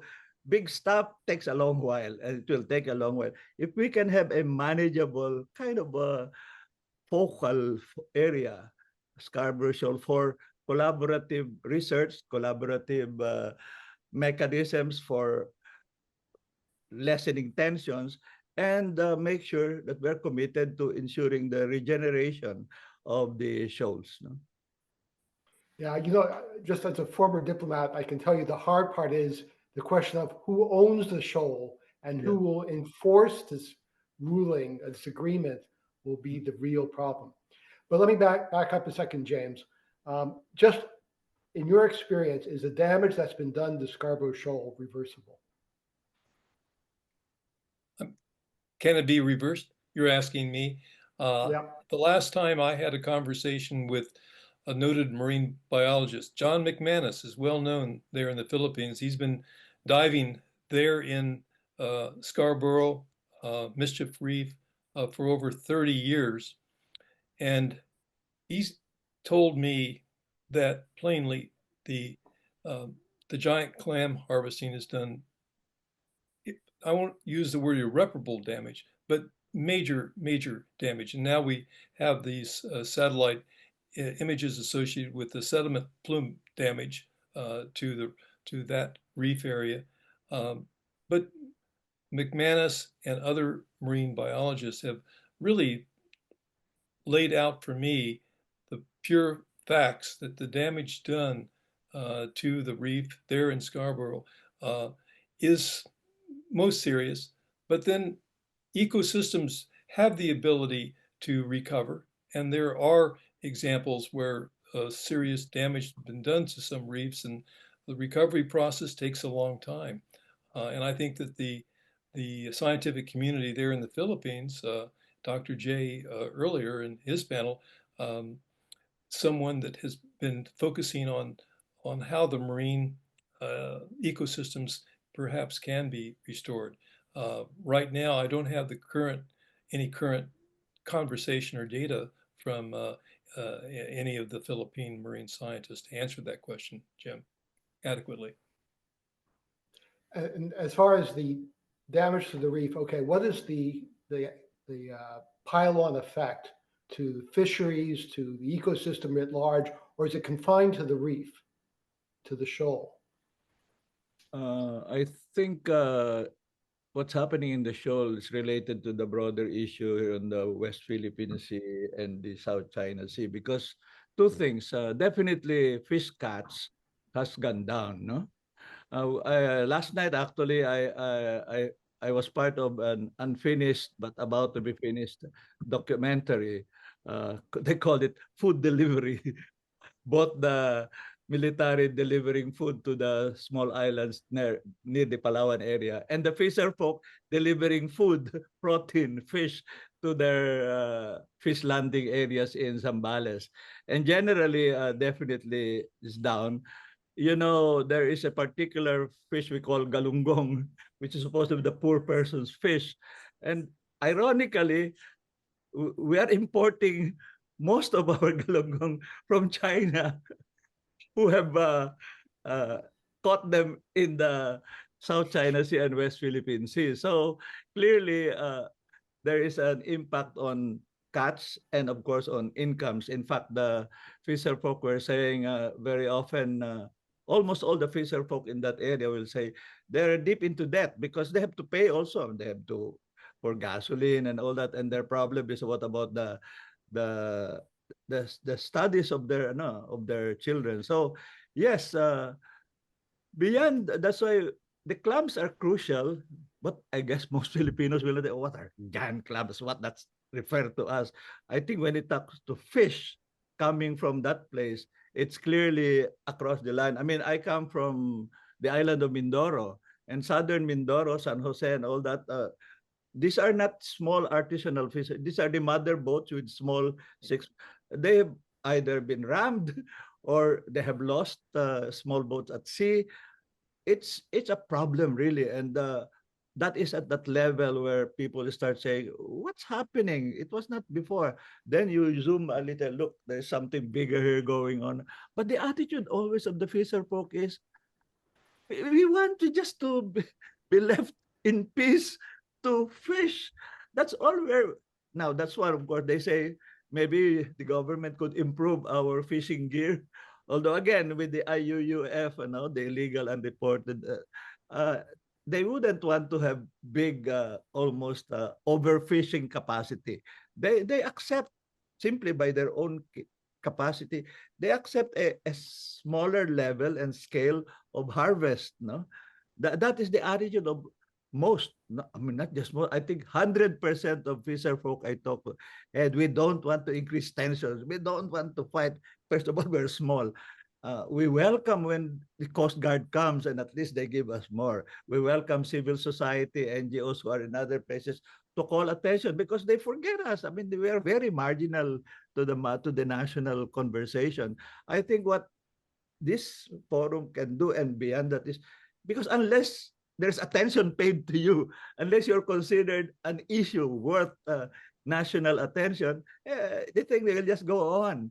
So one of the strategies, I presume we'll be discussing that in the next panel, how to make sure that it is seen as an important issue, but more important, because in community organizing, we're always told, people, you can have all the analysis, but if they do not feel personally affected, they will not care.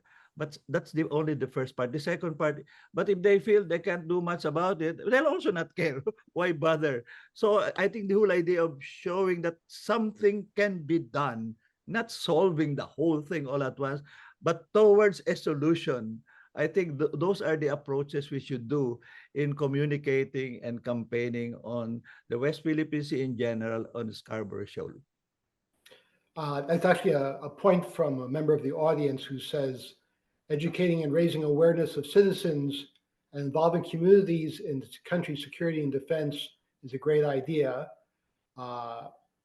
Atin Ito is already working with UP, MSI, BFAR, and the AFP. How can other sectors and organizations, institutions make this a sustainable initiative and scale up its implementation? Are you working with others? Well, for us, the two logical targets are, first of all, our higher education institutions. The potential, the more articulate, the more eventual middle-class professionals graduating from our school. So we're moving around the campuses, sponsored by the student council, and very often and thankfully with the support of the professors, in some cases even by administrators. So we do that. The other is, of course, the communities themselves, because they say, we NGOs, sometimes we advocates, we talk a lot, but we don't do much local work. So for us, we also have to go directly to the communities, especially the ones affected by this. So that's two. We're hoping in the Philippines, and it's a double-edged thing because we are a strongly formally Catholic country, and so we think the voices of the church, and I don't mean just the Catholics, the ecumenical voices is important because we have to make sure that it is not reduced to geopolitics and the power. I mean, that's reality. We should be, but the argument both on the voices of the people, the moral argument, the economic argument, the livelihood, I think that's important. Again, social media is there, but we have to just accept the fact that it will be a long-term fight. But a long-term doesn't mean steady the same. From time to time, there can be special focal points for attention, for emotion, and for action. That's what people are looking for. I mean, if you just get news about a litany of woes. I mean, people will say, so I feel more depressed or I get very angry. Or some people will just say, I will just be passive and talk of something else. We have to look for some actionable points where we can collaborate without even within a system that is is quite unfair and where power dominates. That's the strategy, and that's why I agree with you that the stories, but in different ways. That's the lesson I've learned from a long history of trying to work with communities on various social justice issues. We have another I think question that from the audience that James, maybe you can answer. Is there a way the Philippines can use international law or environmental justice to make claims against China for the damage to the shoal? Well, you know, I just cited just a minute ago about some of the articles in UNCLOS and articles 123, 124, but we know that China has been in violation of UNCLOS repeatedly, and of course denied the arbitration award to the Philippines. But I really think in terms of the ability to galvanize the local communities, and I'm going back to the coastal communities, and one of the things that would probably whip up more international support for Philippines and Scarborough Reef is you do have, that is, the Philippines does have a very good network of what I call citizen science associations working with coastal communities. And I think as part of the outreach from those young people who are environmentalists, and of course, they love their sea, Scarborough Reef, they love their fishermen too. Part of their national identity, particularly in those coastal communities, is that we draw attention to the livelihoods that might be at stake and at risk by getting more and more citizen scientists involved and using their own kind of smartphone for documentation of everything from plastic pollution on the beaches to dead fish. Not so much that we're going to put them on a boat and put them in harm's way going out to Scarborough Reef, but indeed this kind of citizen science action can then translate to more international recognition on the part of the UN and other agencies, because the media will want to cover this, and they are covering this, and I give them credit for that, because we're seeing more mobilization of young environmentalists, whether they be in the Philippines or Vietnam, Malaysia, Indonesia. We're seeing this kind of network of citizen science that is helping educate, empower, and mobilize young people to become more active environmentalists. So to answer the question from the audience, and Jim posed, is how do we get the attention from, let's say, the United Nations or an international ocean governance body? I think we have to get more people engaged, young people, in telling those stories and recording those stories about what's at stake. That's the first step. And then whip up the political will in the country itself.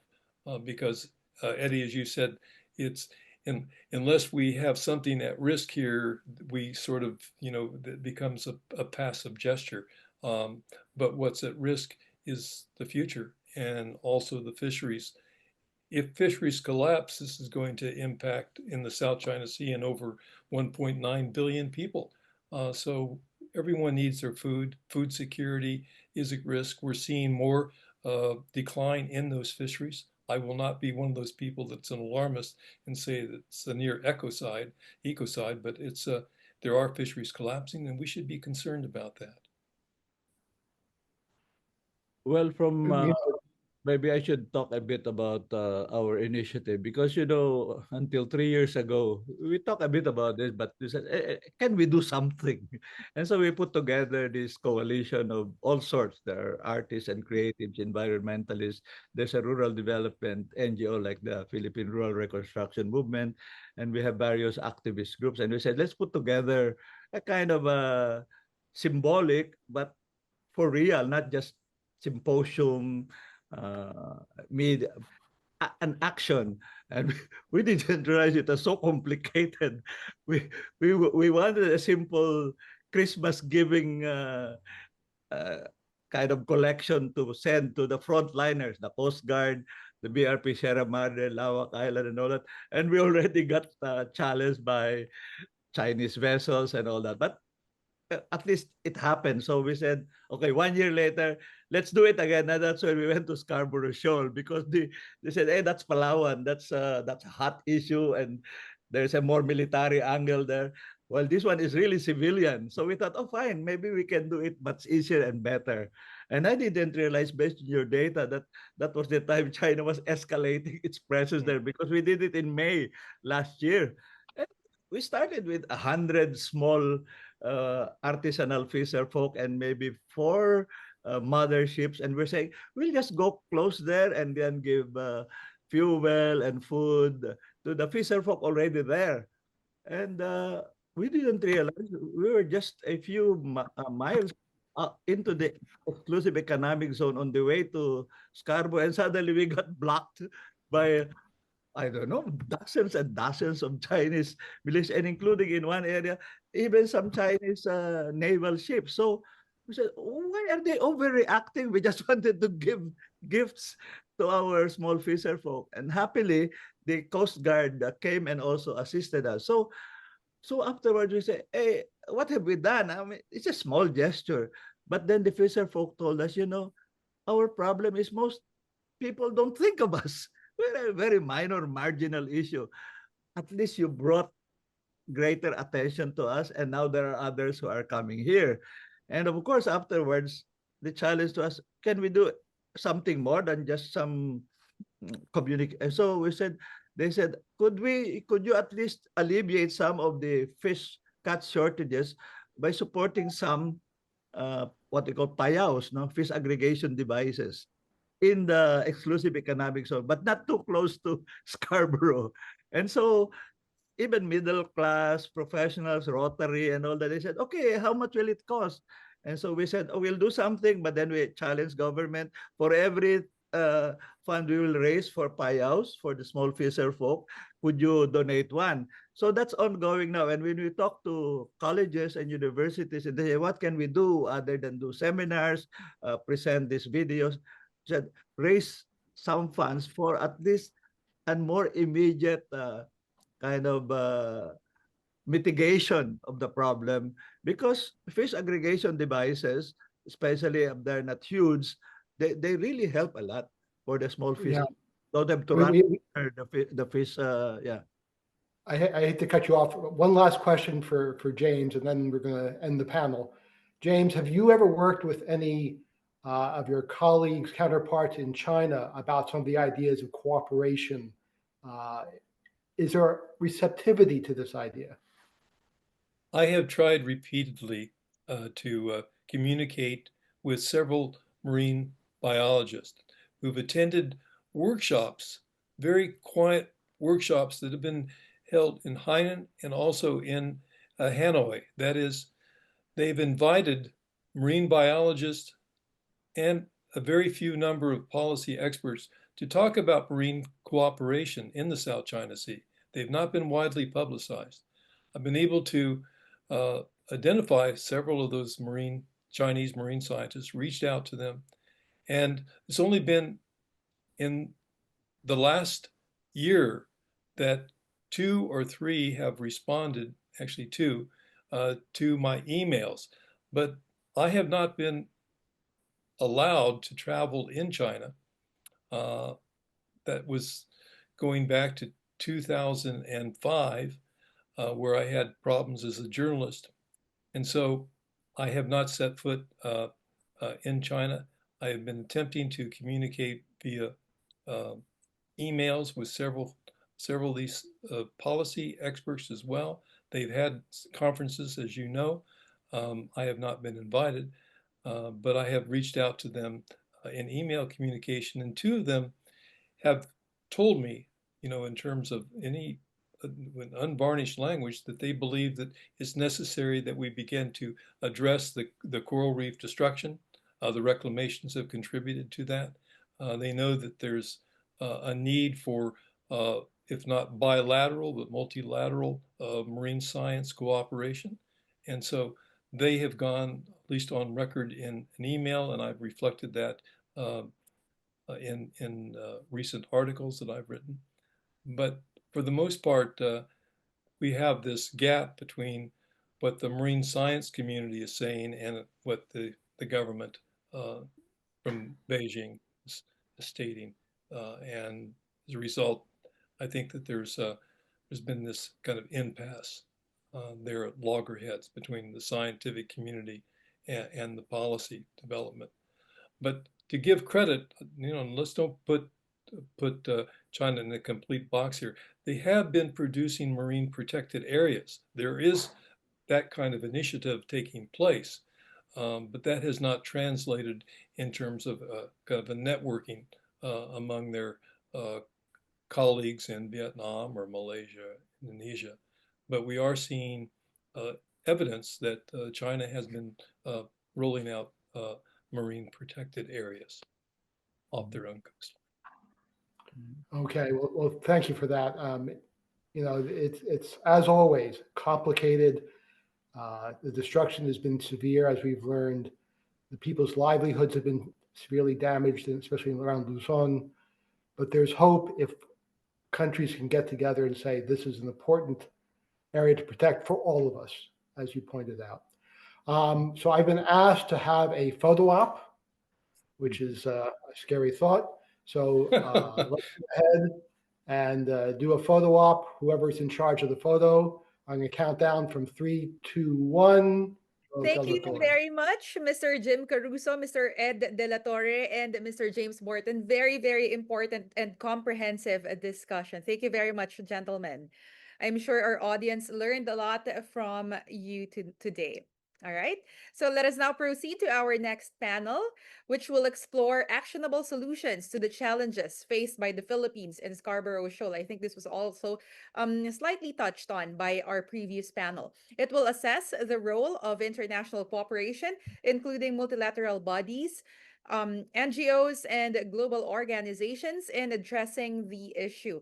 Now, the discussion will also provide realistic recommendations to strengthen the Philippines' long-term position while also mitigating short and medium-term impacts. So before we go to the panel discussion, we have a recorded interview between Colonel Ray Powell and a senior fellow and director at the Southeast Asia Program and Asia Maritime Transparency Initiative of the Center for Strategic and International Studies, Mr. Gregory Poling. So let's listen in to their interview. Well, I'm here with Greg Poling. We're here in Washington, D.C. And Greg, we've been talking here at this symposium about the Philippines situation at Scarborough Shoal. But first, I want to zoom out because you have been a voice that has been arguing kind of a contrarian perspective based on all that we've seen with all of the water cannons and the rammings and everything, and the perspective being that China is actually in a strategically maybe plateaued in the South China Sea, and maybe isn't in as dominant a position as they like to portray.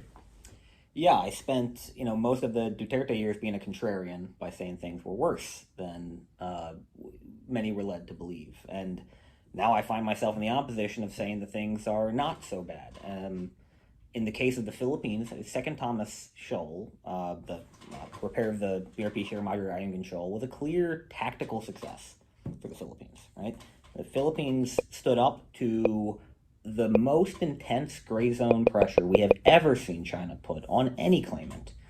And for more than a year, every Philippine resupply mission made it to the shoal. The Philippines was able to, at least for the time being, repair the Sierra Madre, take off the risk that it was going to collapse, and then was able to de-escalate and reach the provisional arrangement, which served Philippine interests, right?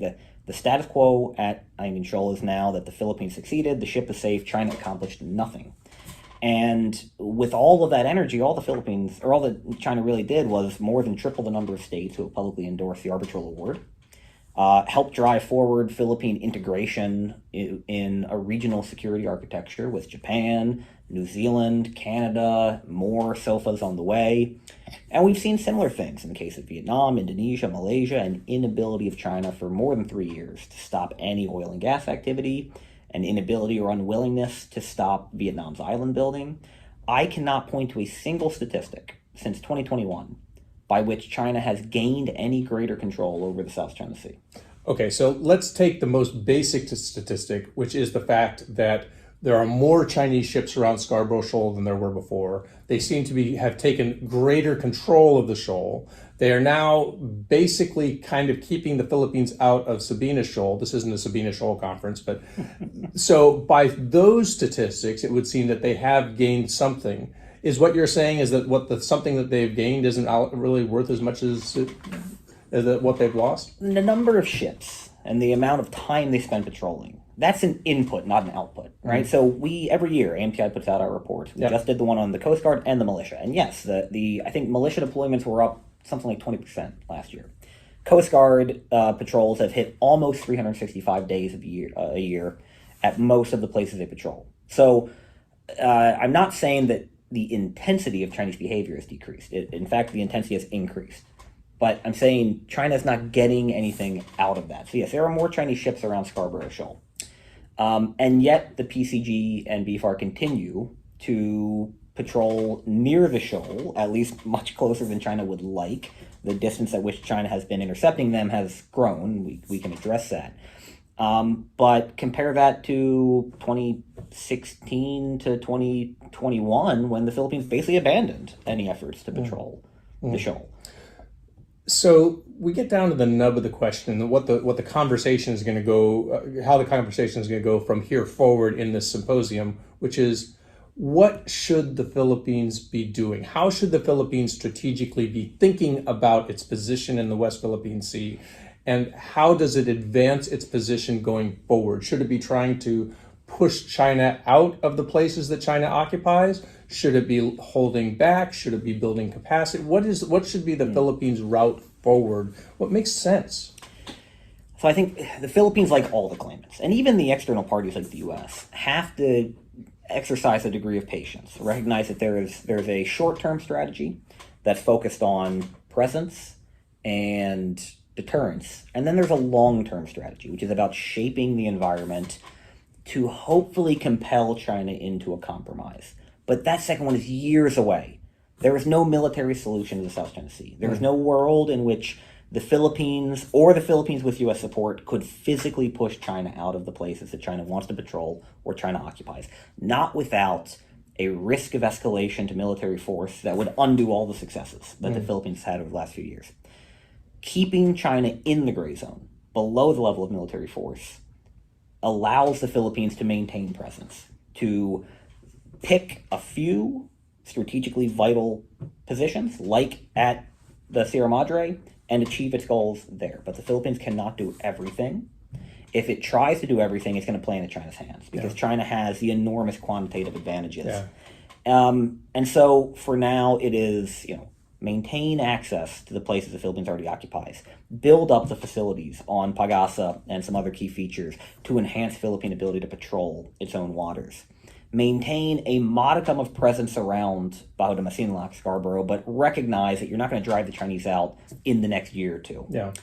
And in the meantime, build capacity, work not just with the Americans, but with the Koreans, with the new RAA with Japan, the SOFAs with Australia, and soon to be New Zealand, Canada. Build up Philippine capacity to deter, to patrol, to maintain presence, and shape the diplomatic environment.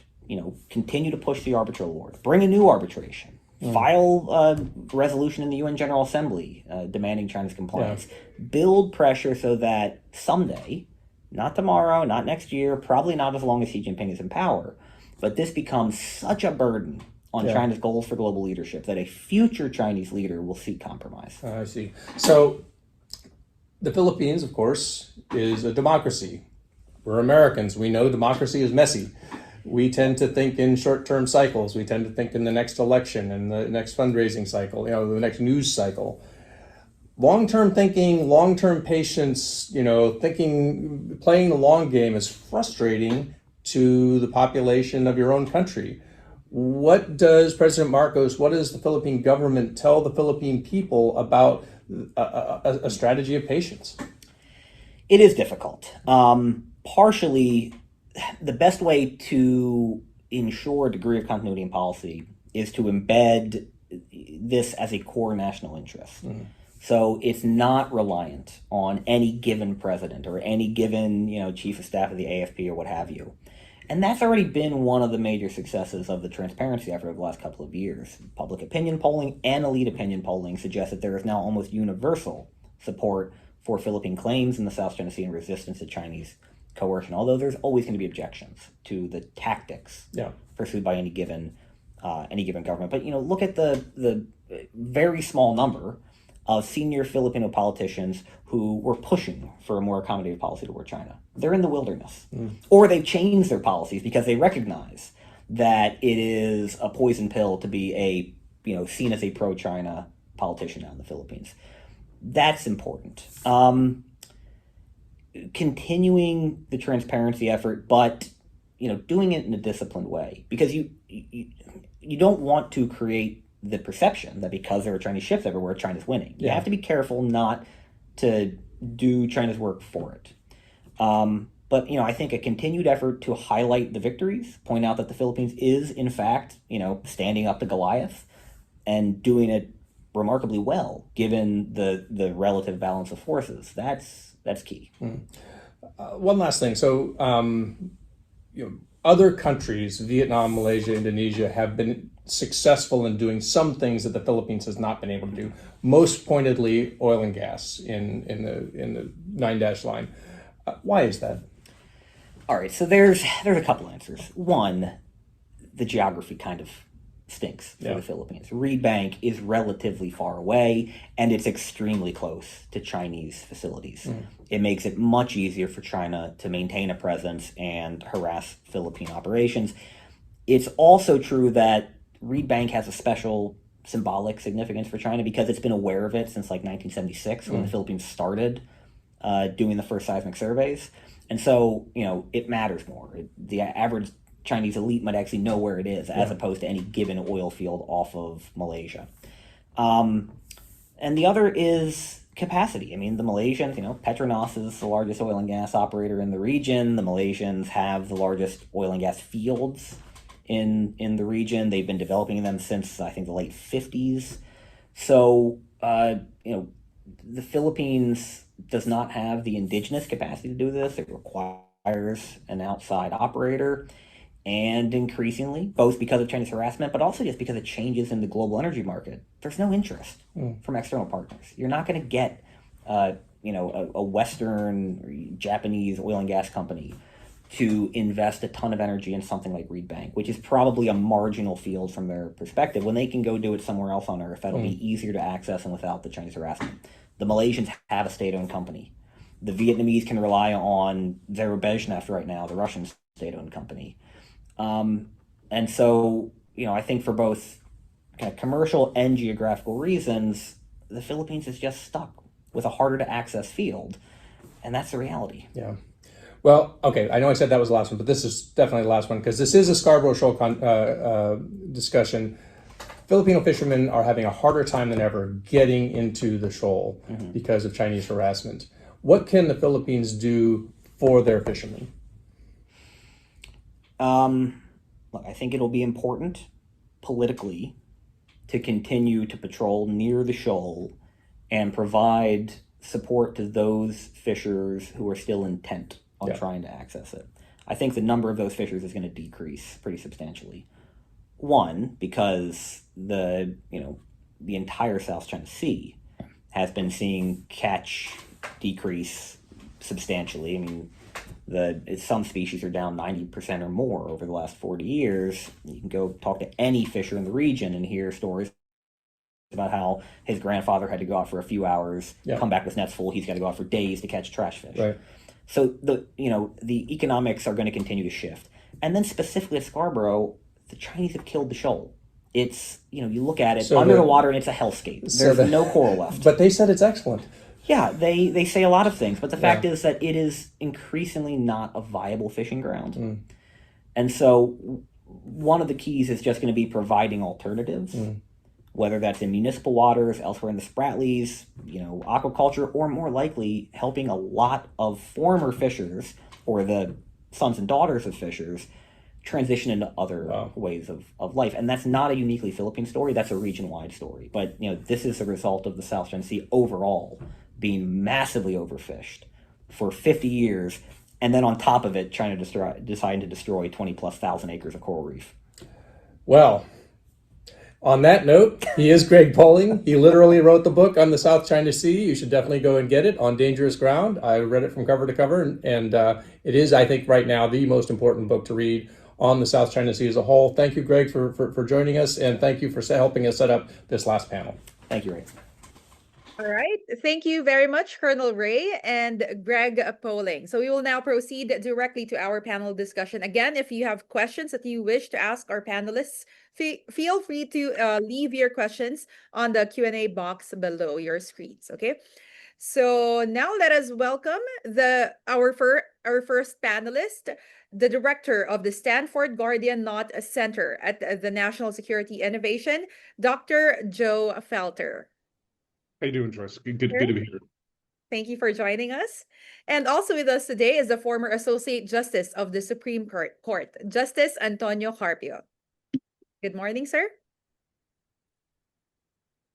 All right, sir. Thank you. And to moderate the discussion, we have with us today Ms. Regina Hing. She is the Business and Economic News editor and the news anchor at Signal TV. She was also a fellow at the East-West Center's Jefferson Fellowship.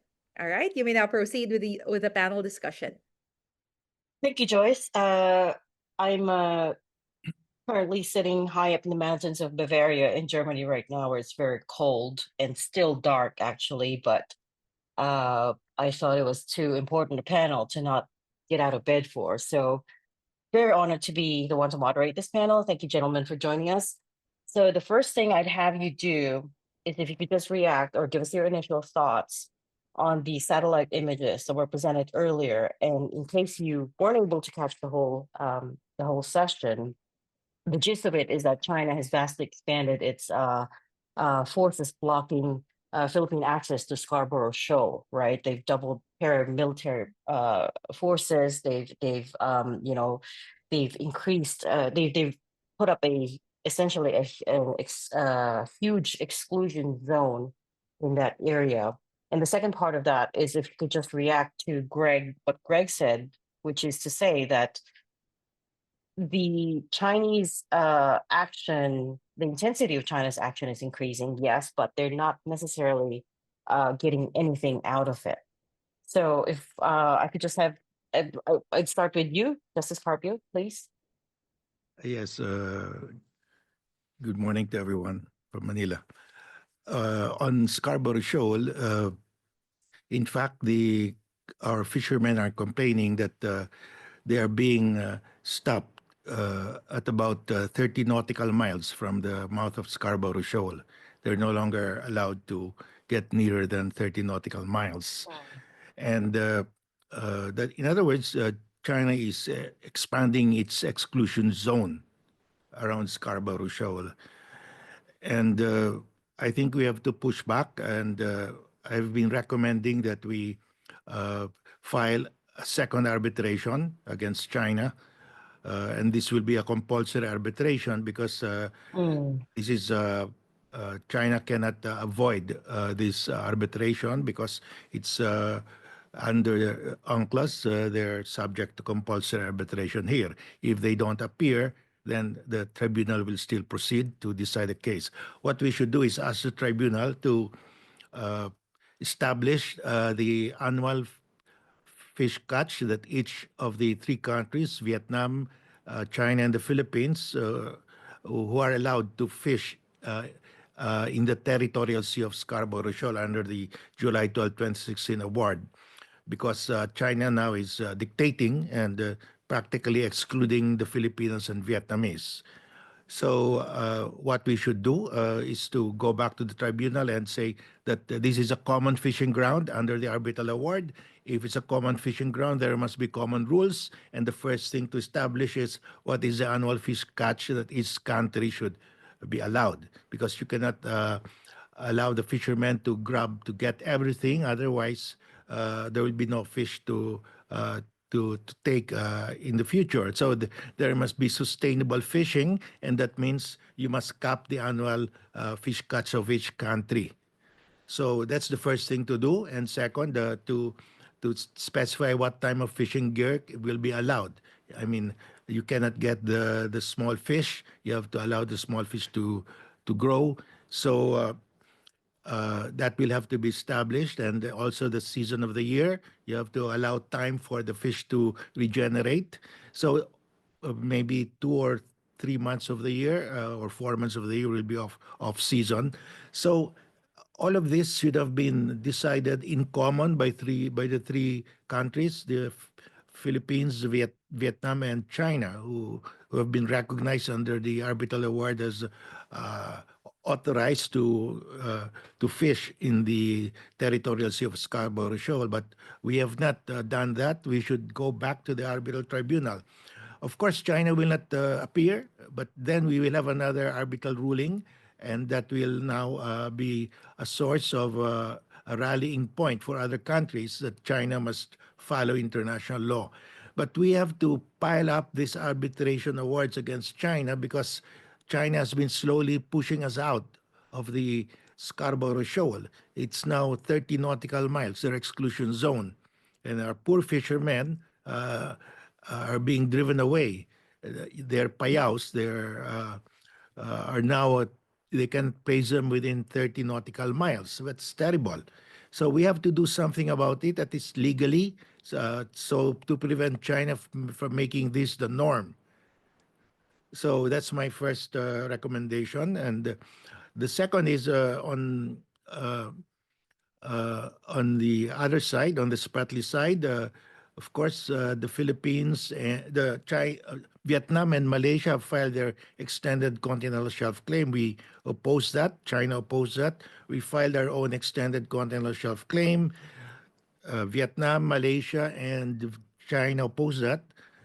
And under the rules of the UN Commission on the continental shelf, the moment there's opposition, the UN Commission on the limits of the continental shelf will not act on it.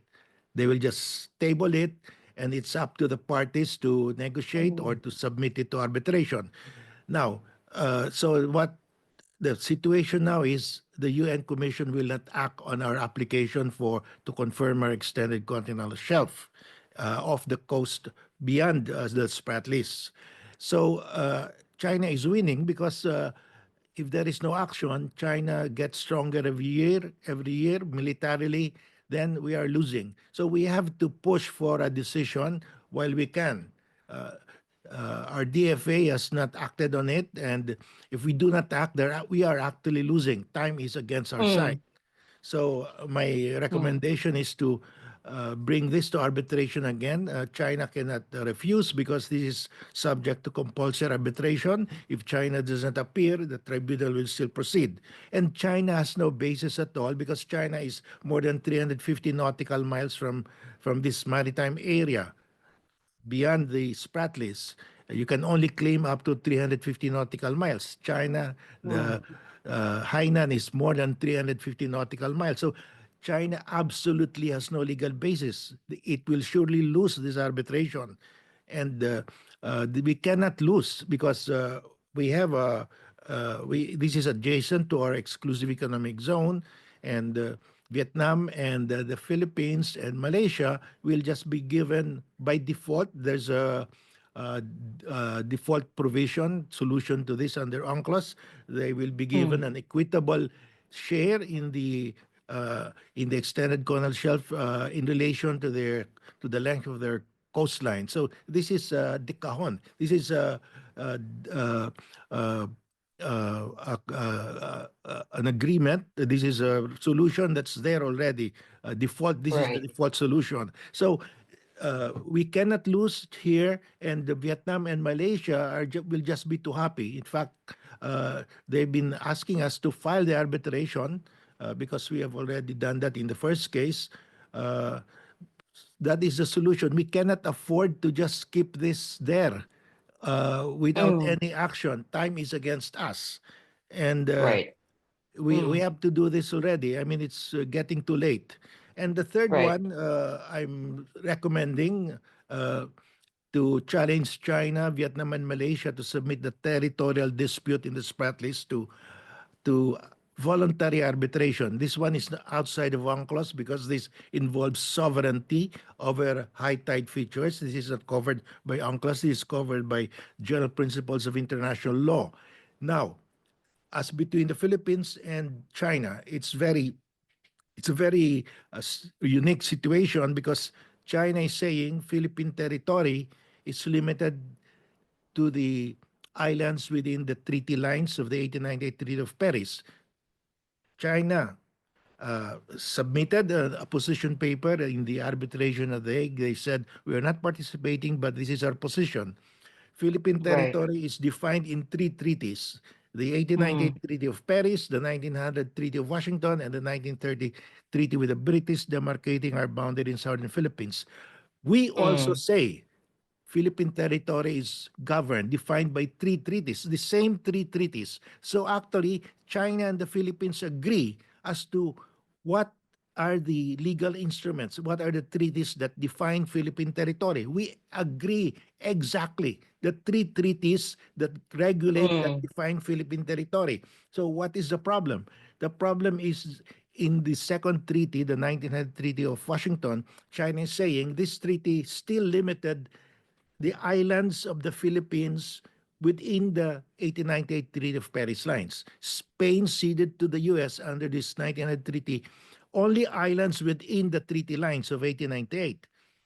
Right. So my proposal is we submit this to arbitration. It's a very simple case. Whether the 3 treaties, we are agreed on the 2 treaties, the 1898 and the 1930. It's the difference is only in 1 treaty, and it's just this Treaty of Washington has only 1 article. To correct and the that Treaty of article says Spain also Yeah. cedes to the U.S. Yeah. to the U.S. any and all islands belonging to the Philippine archipelago, lying outside the lines of the Treaty of Paris.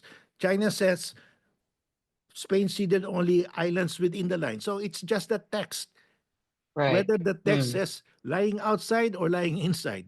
So this is a very simple case because we agreed completely what are the treaties that define Philippine territory. There are only 3 treaties. We agree on the 2. Right. This is the second treaty, the 1900 Treaty of Washington, will be the only treaty that will be interpreted by the tribunal, and there's only 1 article, 1 section in 1 article. So it's very simple. So what we should do is challenge China to submit this to arbitration. If China does not accept the challenge, we should go to the world. There is only 1 provision that separates the Philippine position and the Chinese position. And it's very simple. So then that clarifies the territorial dispute, because right now people think that the territorial dispute is so complicated. Some textbook writers have called this the most complicated territorial dispute in the world.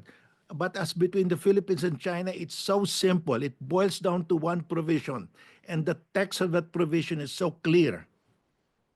So that is my challenge. If China doesn't agree to submit it to arbitration, we go to the Court of World Opinion to clarify to the world that this is the only dispute. It's just 1 section.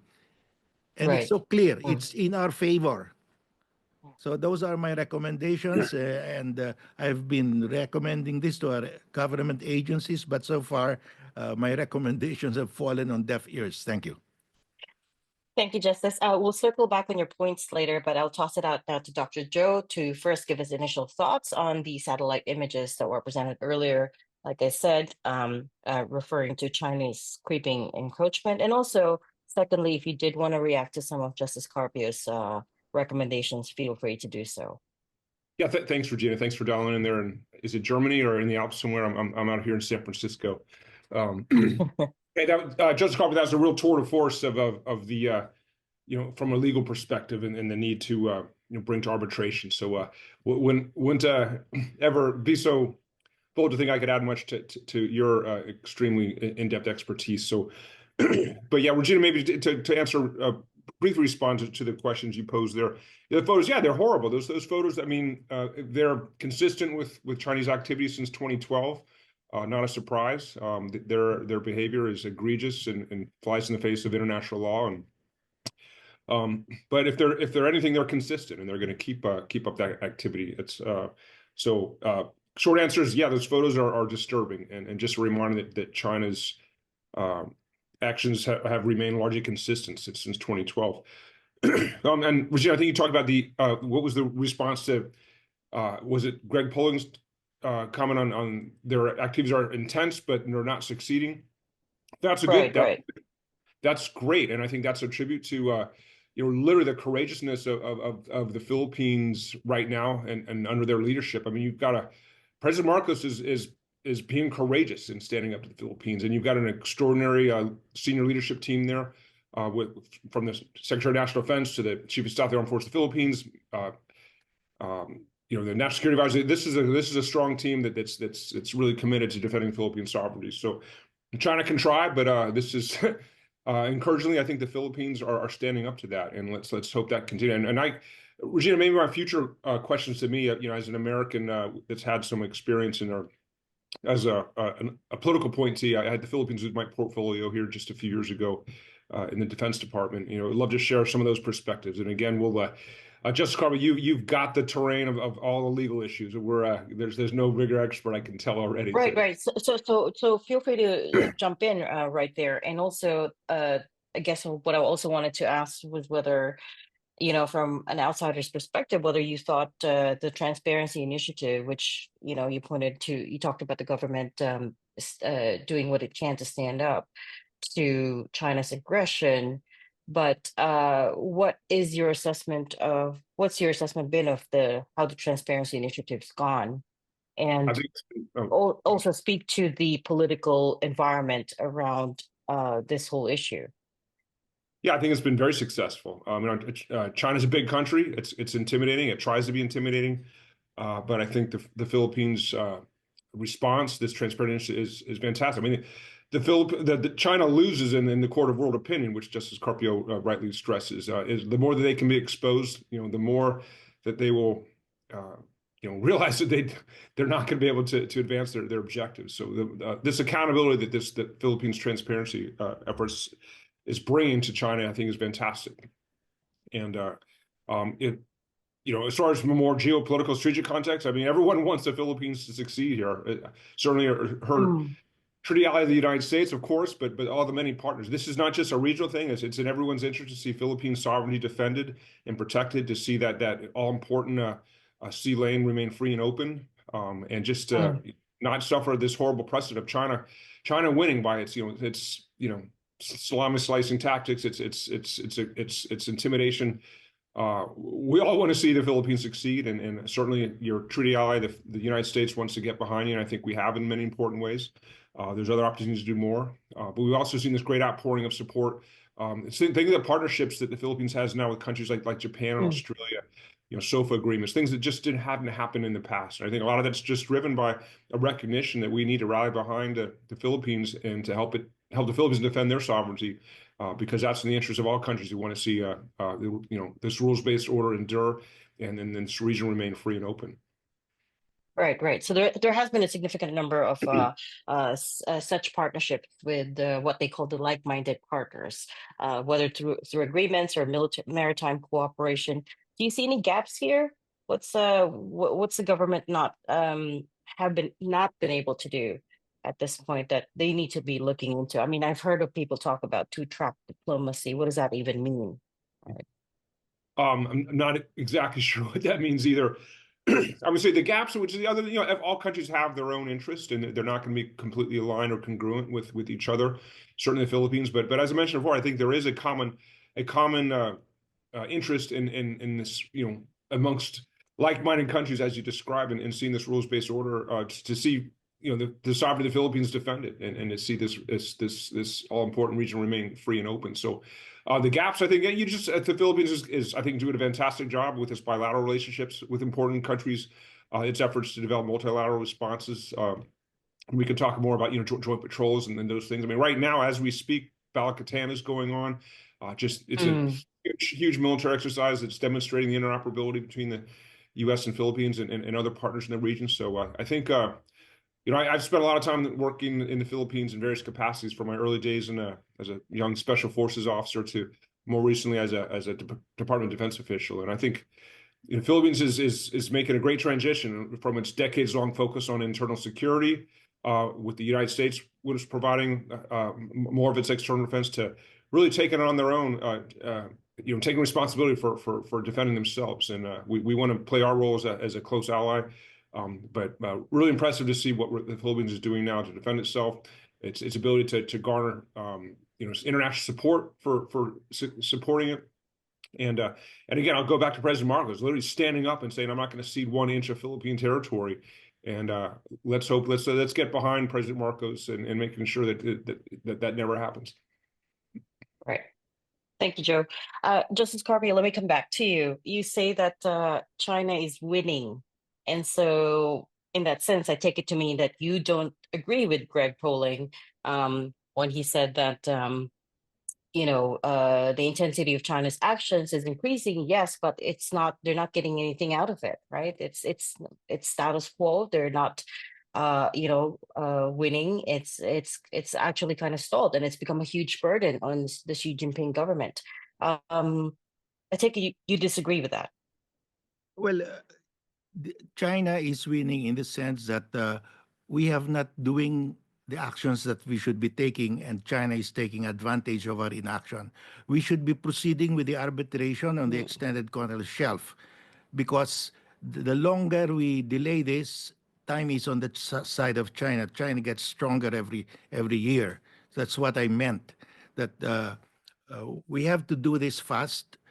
We cannot, like for example, in the exclusion zone in Scarborough Shoal, China before allowed us to fish outside the atoll, outside the lagoon of Scarborough Shoal, within the 12 nautical territorial mile outside the lagoon. But now the exclusion zone has expanded. We are not allowed to enter 30 nautical miles. So China is expanding in a creeping way. So we have to push back. If we just sit down, we don't press on the arbitration in Scarborough Shoal and the Spratly, then we are losing in that sense. With the second arbitration that you are suggesting, is there, by that I mean the idea that we should come together as 3 countries and cap the number of fish, the amount of fish that each country can take. Is there any precedent for that? I'm not, familiar with international maritime law, but has there been any precedent? Well, the tribunal said that is a common fishing ground of Vietnamese, Filipino, and Chinese fishermen.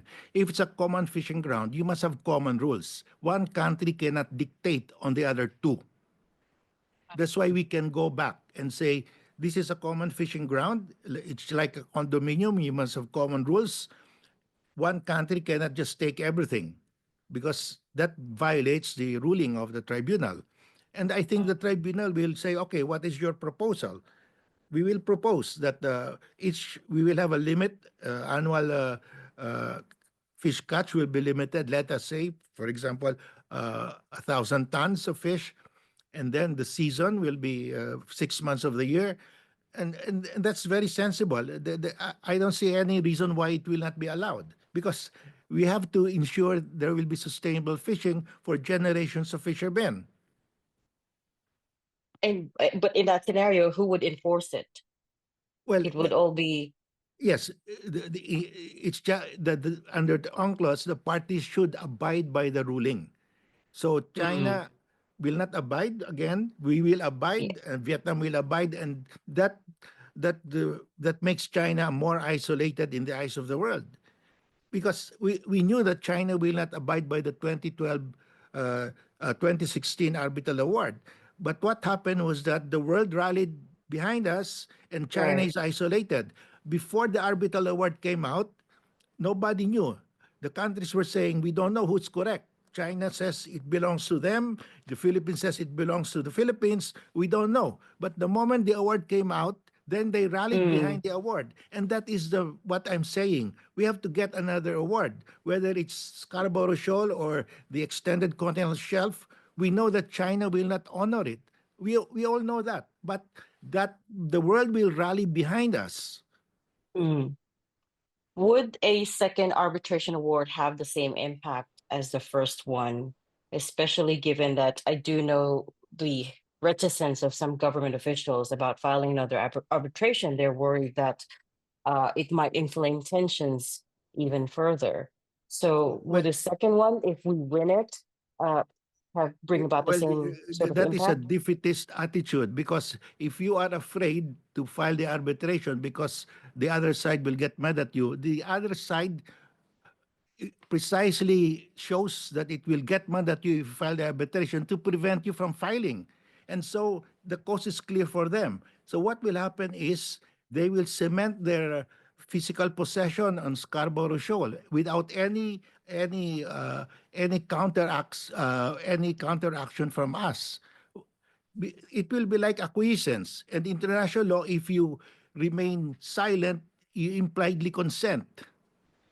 We cannot take that attitude, because that's exactly what people told us. If you file an arbitration case, when we were thinking about filing arbitration case against China in 2012, they said, oh, China is a big country. You cannot defeat China. You will make China angry only. So if we follow their advice, where will we be? Where will we be now? We don't. The world will not be supporting us because the world will not know that we are correct. Right. Okay. And then there's a follow-up question to that from the audience asking, why arbitration? Why not go straight to the UN General Assembly? Because the UN General Assembly is just a debating society. It has no enforcement power, but it expresses the opinion of the world. We will go there because we want the moral support from the world. It's like when Russia invaded Ukraine.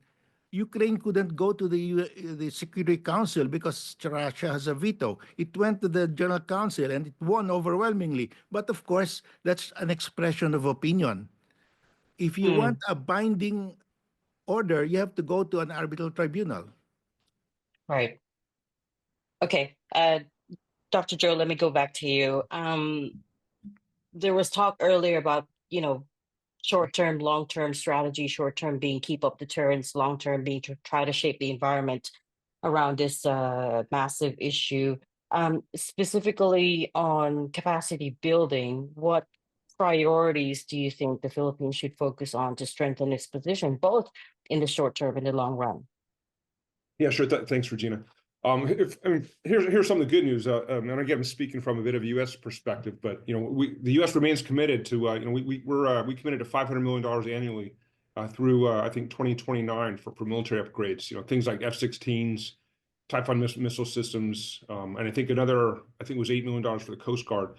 So there's a lot of I feel like we are acting as a supportive ally in providing some of that additional security assistance. And I think the Philippines has changed. They've shifted their whole focus. And I spent a lot of time in the Philippines when they were focused on internal security operations. But now, in General Bronner and others, Secretary Teodoro, there's a recognition that they need to develop these external defense capabilities. And as a smaller country, they need to focus on asymmetric capabilities. So I'm sitting out here in Silicon Valley in the land of disruptive technology, and I think there's a recognition in the Philippines that if they're going to beat the giant, beat Goliath, they're going to need to fight asymmetrically. So I think investments in asymmetric capabilities, disruptive technologies. I'm aware of actually a number of fantastic technologies that the Philippines are acquiring here as we speak. So yeah, I think I agree with Greg Polling. He's a friend. He speaks agree with everything he laid out there. And again, it's not like the near and the longer term strategies are separate and distinct. They complement, or the near term complements getting to the goals of the longer term strategy. But a lot of credit to the Philippines now for building this external defense capability. And I will say, credit to the United States for maintaining commitment.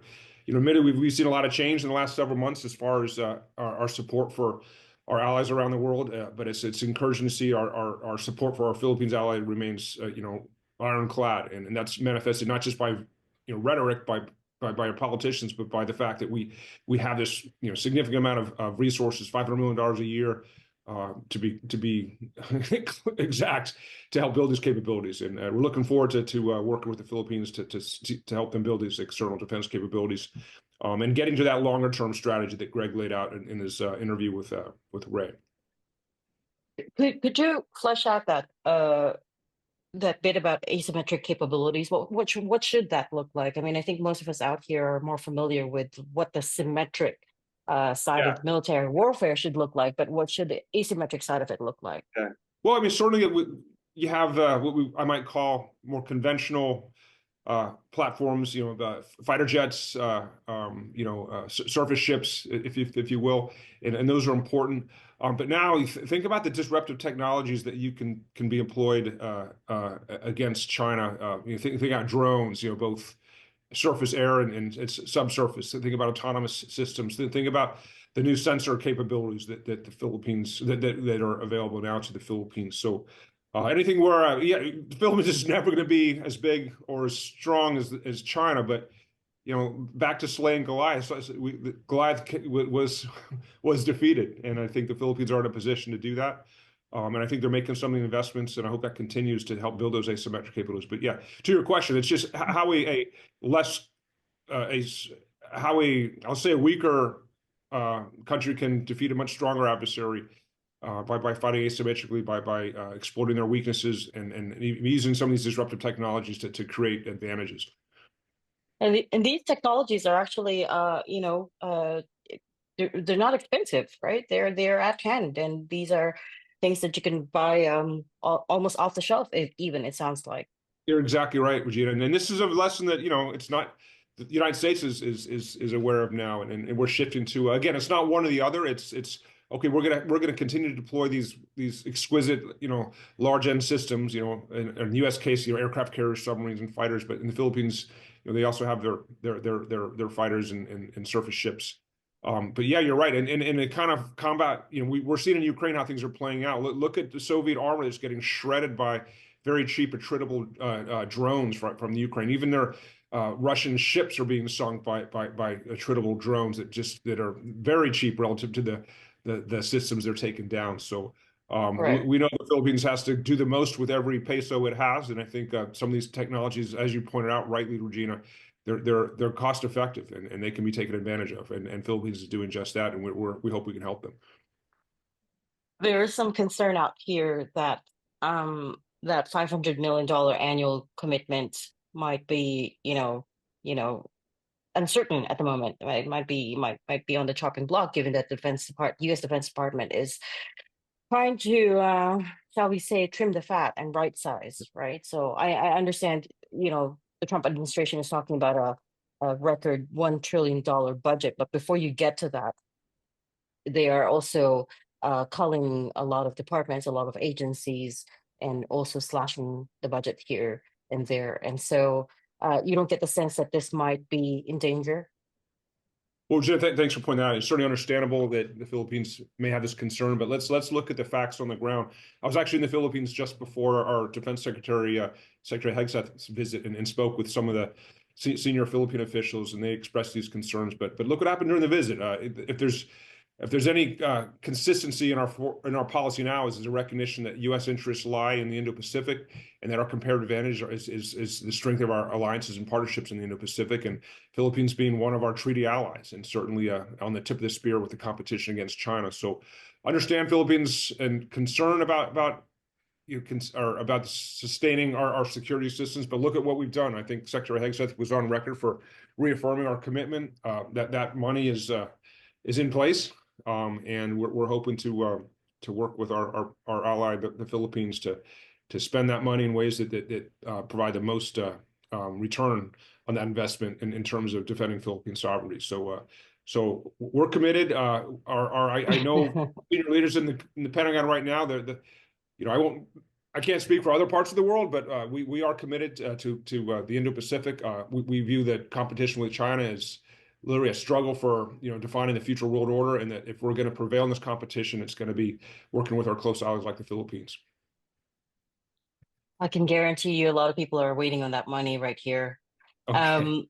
But actually, just very quickly as well, before I come back to Justice Carpio, you touched on the Typhoon missile, and again, there's talk of potentially bringing in a second Typhoon missile, if not in the Philippines, somewhere in the Indo-Pacific region, potentially also Japan. I mean, even just the idea of it has already got kind of bristling. Is this a good idea? I love, and I don't want to misquote a Filipino, but I think it was Secretary Teodoro, had just fantastic quote. Maybe it was also President Marcos about, Philippines, stop threatening us, China, and we won't need to deploy these types of capabilities. So, and I thought it was a bold, courageous. Oh, it was the president, yeah. Was it President Marcos? Okay. Yeah. But yeah, I mean, so I think Philippines was not backing down, and the threat was being imposed by China and nation states. I teach international relations at Stanford, and nation states defend themselves, right? That's what they do, and I think Philippines is just demonstrating their commitment to defending their sovereignty with the weapon systems they're able to acquire. So yeah, China backed down, and maybe President Marcos will reconsider deploying those missiles, and certainly that is a Philippines decision. That was the right messaging. That was the right way to posture. Yeah. Okay, Justice Carpio, there is a question for you from the audience, and it goes: when was the PRC exclusion action started by the Chinese Coast Guard or Chinese maritime militia against Vietnamese and Filipino fishermen? And would the start of that be considered action for filing another arbitral claim? Well, I watched a new documentary by director Villarama, and it's about our fishermen in Scarborough Shoal, and one of the fishermen stated there that they cannot go nearer than 30 nautical miles. That's the new exclusion. So I have heard it also from other sources. And I think the Coast Guard can confirm this, and our fishermen. Maybe that started about 6-8 months ago. So 6-8 months ago, and can that be considered enough action to file another arbitral claim? Yes, because in the exclusive economic zone, the territorial sea of Scarborough is only 12 nautical miles. Beyond that is our exclusive economic zone. It's called exclusive because the exploitation of the natural resources there, the fish, oil, and gas, belong exclusively to the Philippines, the coastal state. We can, of course, go to the arbitral tribunal, but we should craft it in such a way that it can be actionable. In other words, like for example, the fish cut should be X number of tons every year.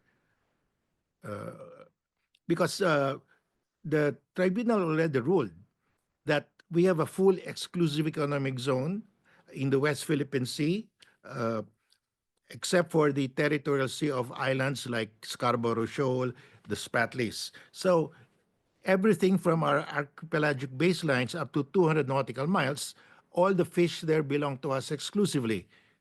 That includes the waters beyond 12 nautical miles from the territorial sea. We have that ruling already. It's a matter of enforcement.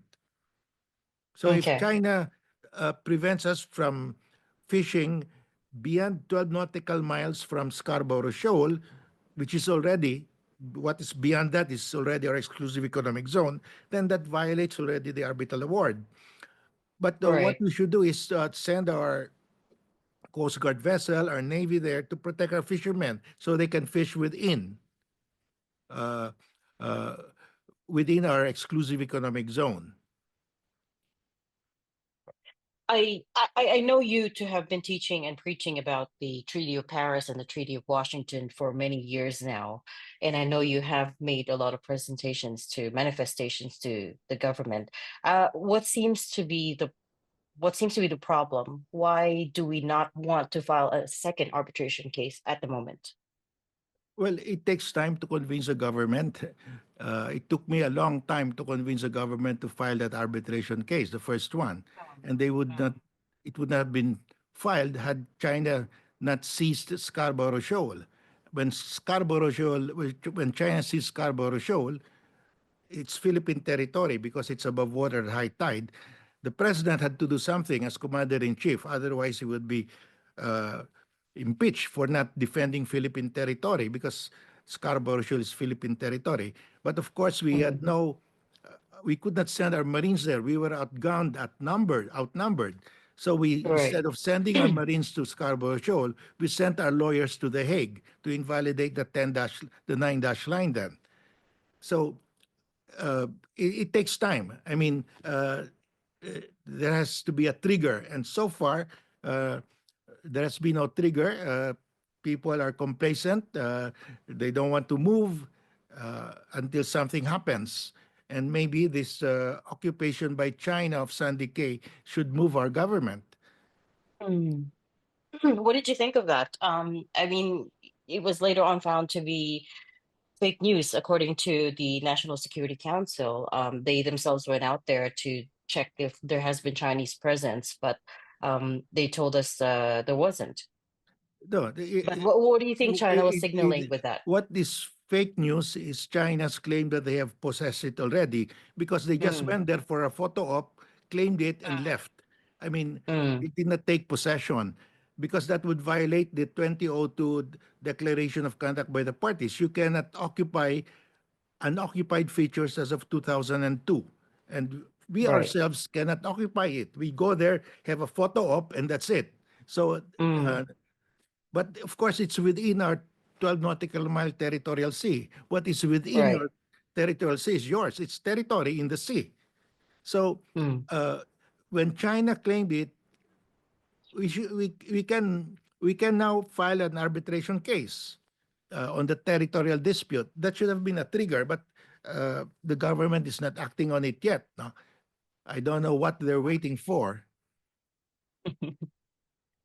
Um, Yeah, the worrisome thing about that incident was that it was first broadcast by the state broadcaster of China, CCTV, which was, as far as we know, the first time that it was coursed through the state broadcaster. So we were wondering what the message was that they were trying to send. And then now there has been suggestions of building an actual structure, a physical structure on Sandy Cay, something as simple as a hut to try to establish ownership there. Well, not ownership, sovereignty. What do you think of this idea? Well, that would violate the Declaration of Conduct of 2002 because under the Declaration of Conduct of the parties, we agreed with China and the rest of ASEAN that no state shall occupy unoccupied features as of 2002. And Sandy Cay did not even exist because it just emerged from the territorial sea recently, only in the last few years. So I don't think we should violate the 202 because if we violate it, China will violate it and we'll have a problem. What we should do is to bring China to arbitration. So, and of course, if we violate it, we lose our moral high ground there. Yes, we lose our moral high ground. We should respect that because it's to our advantage to respect that. In fact, we're relying really on international law to defend what's ours.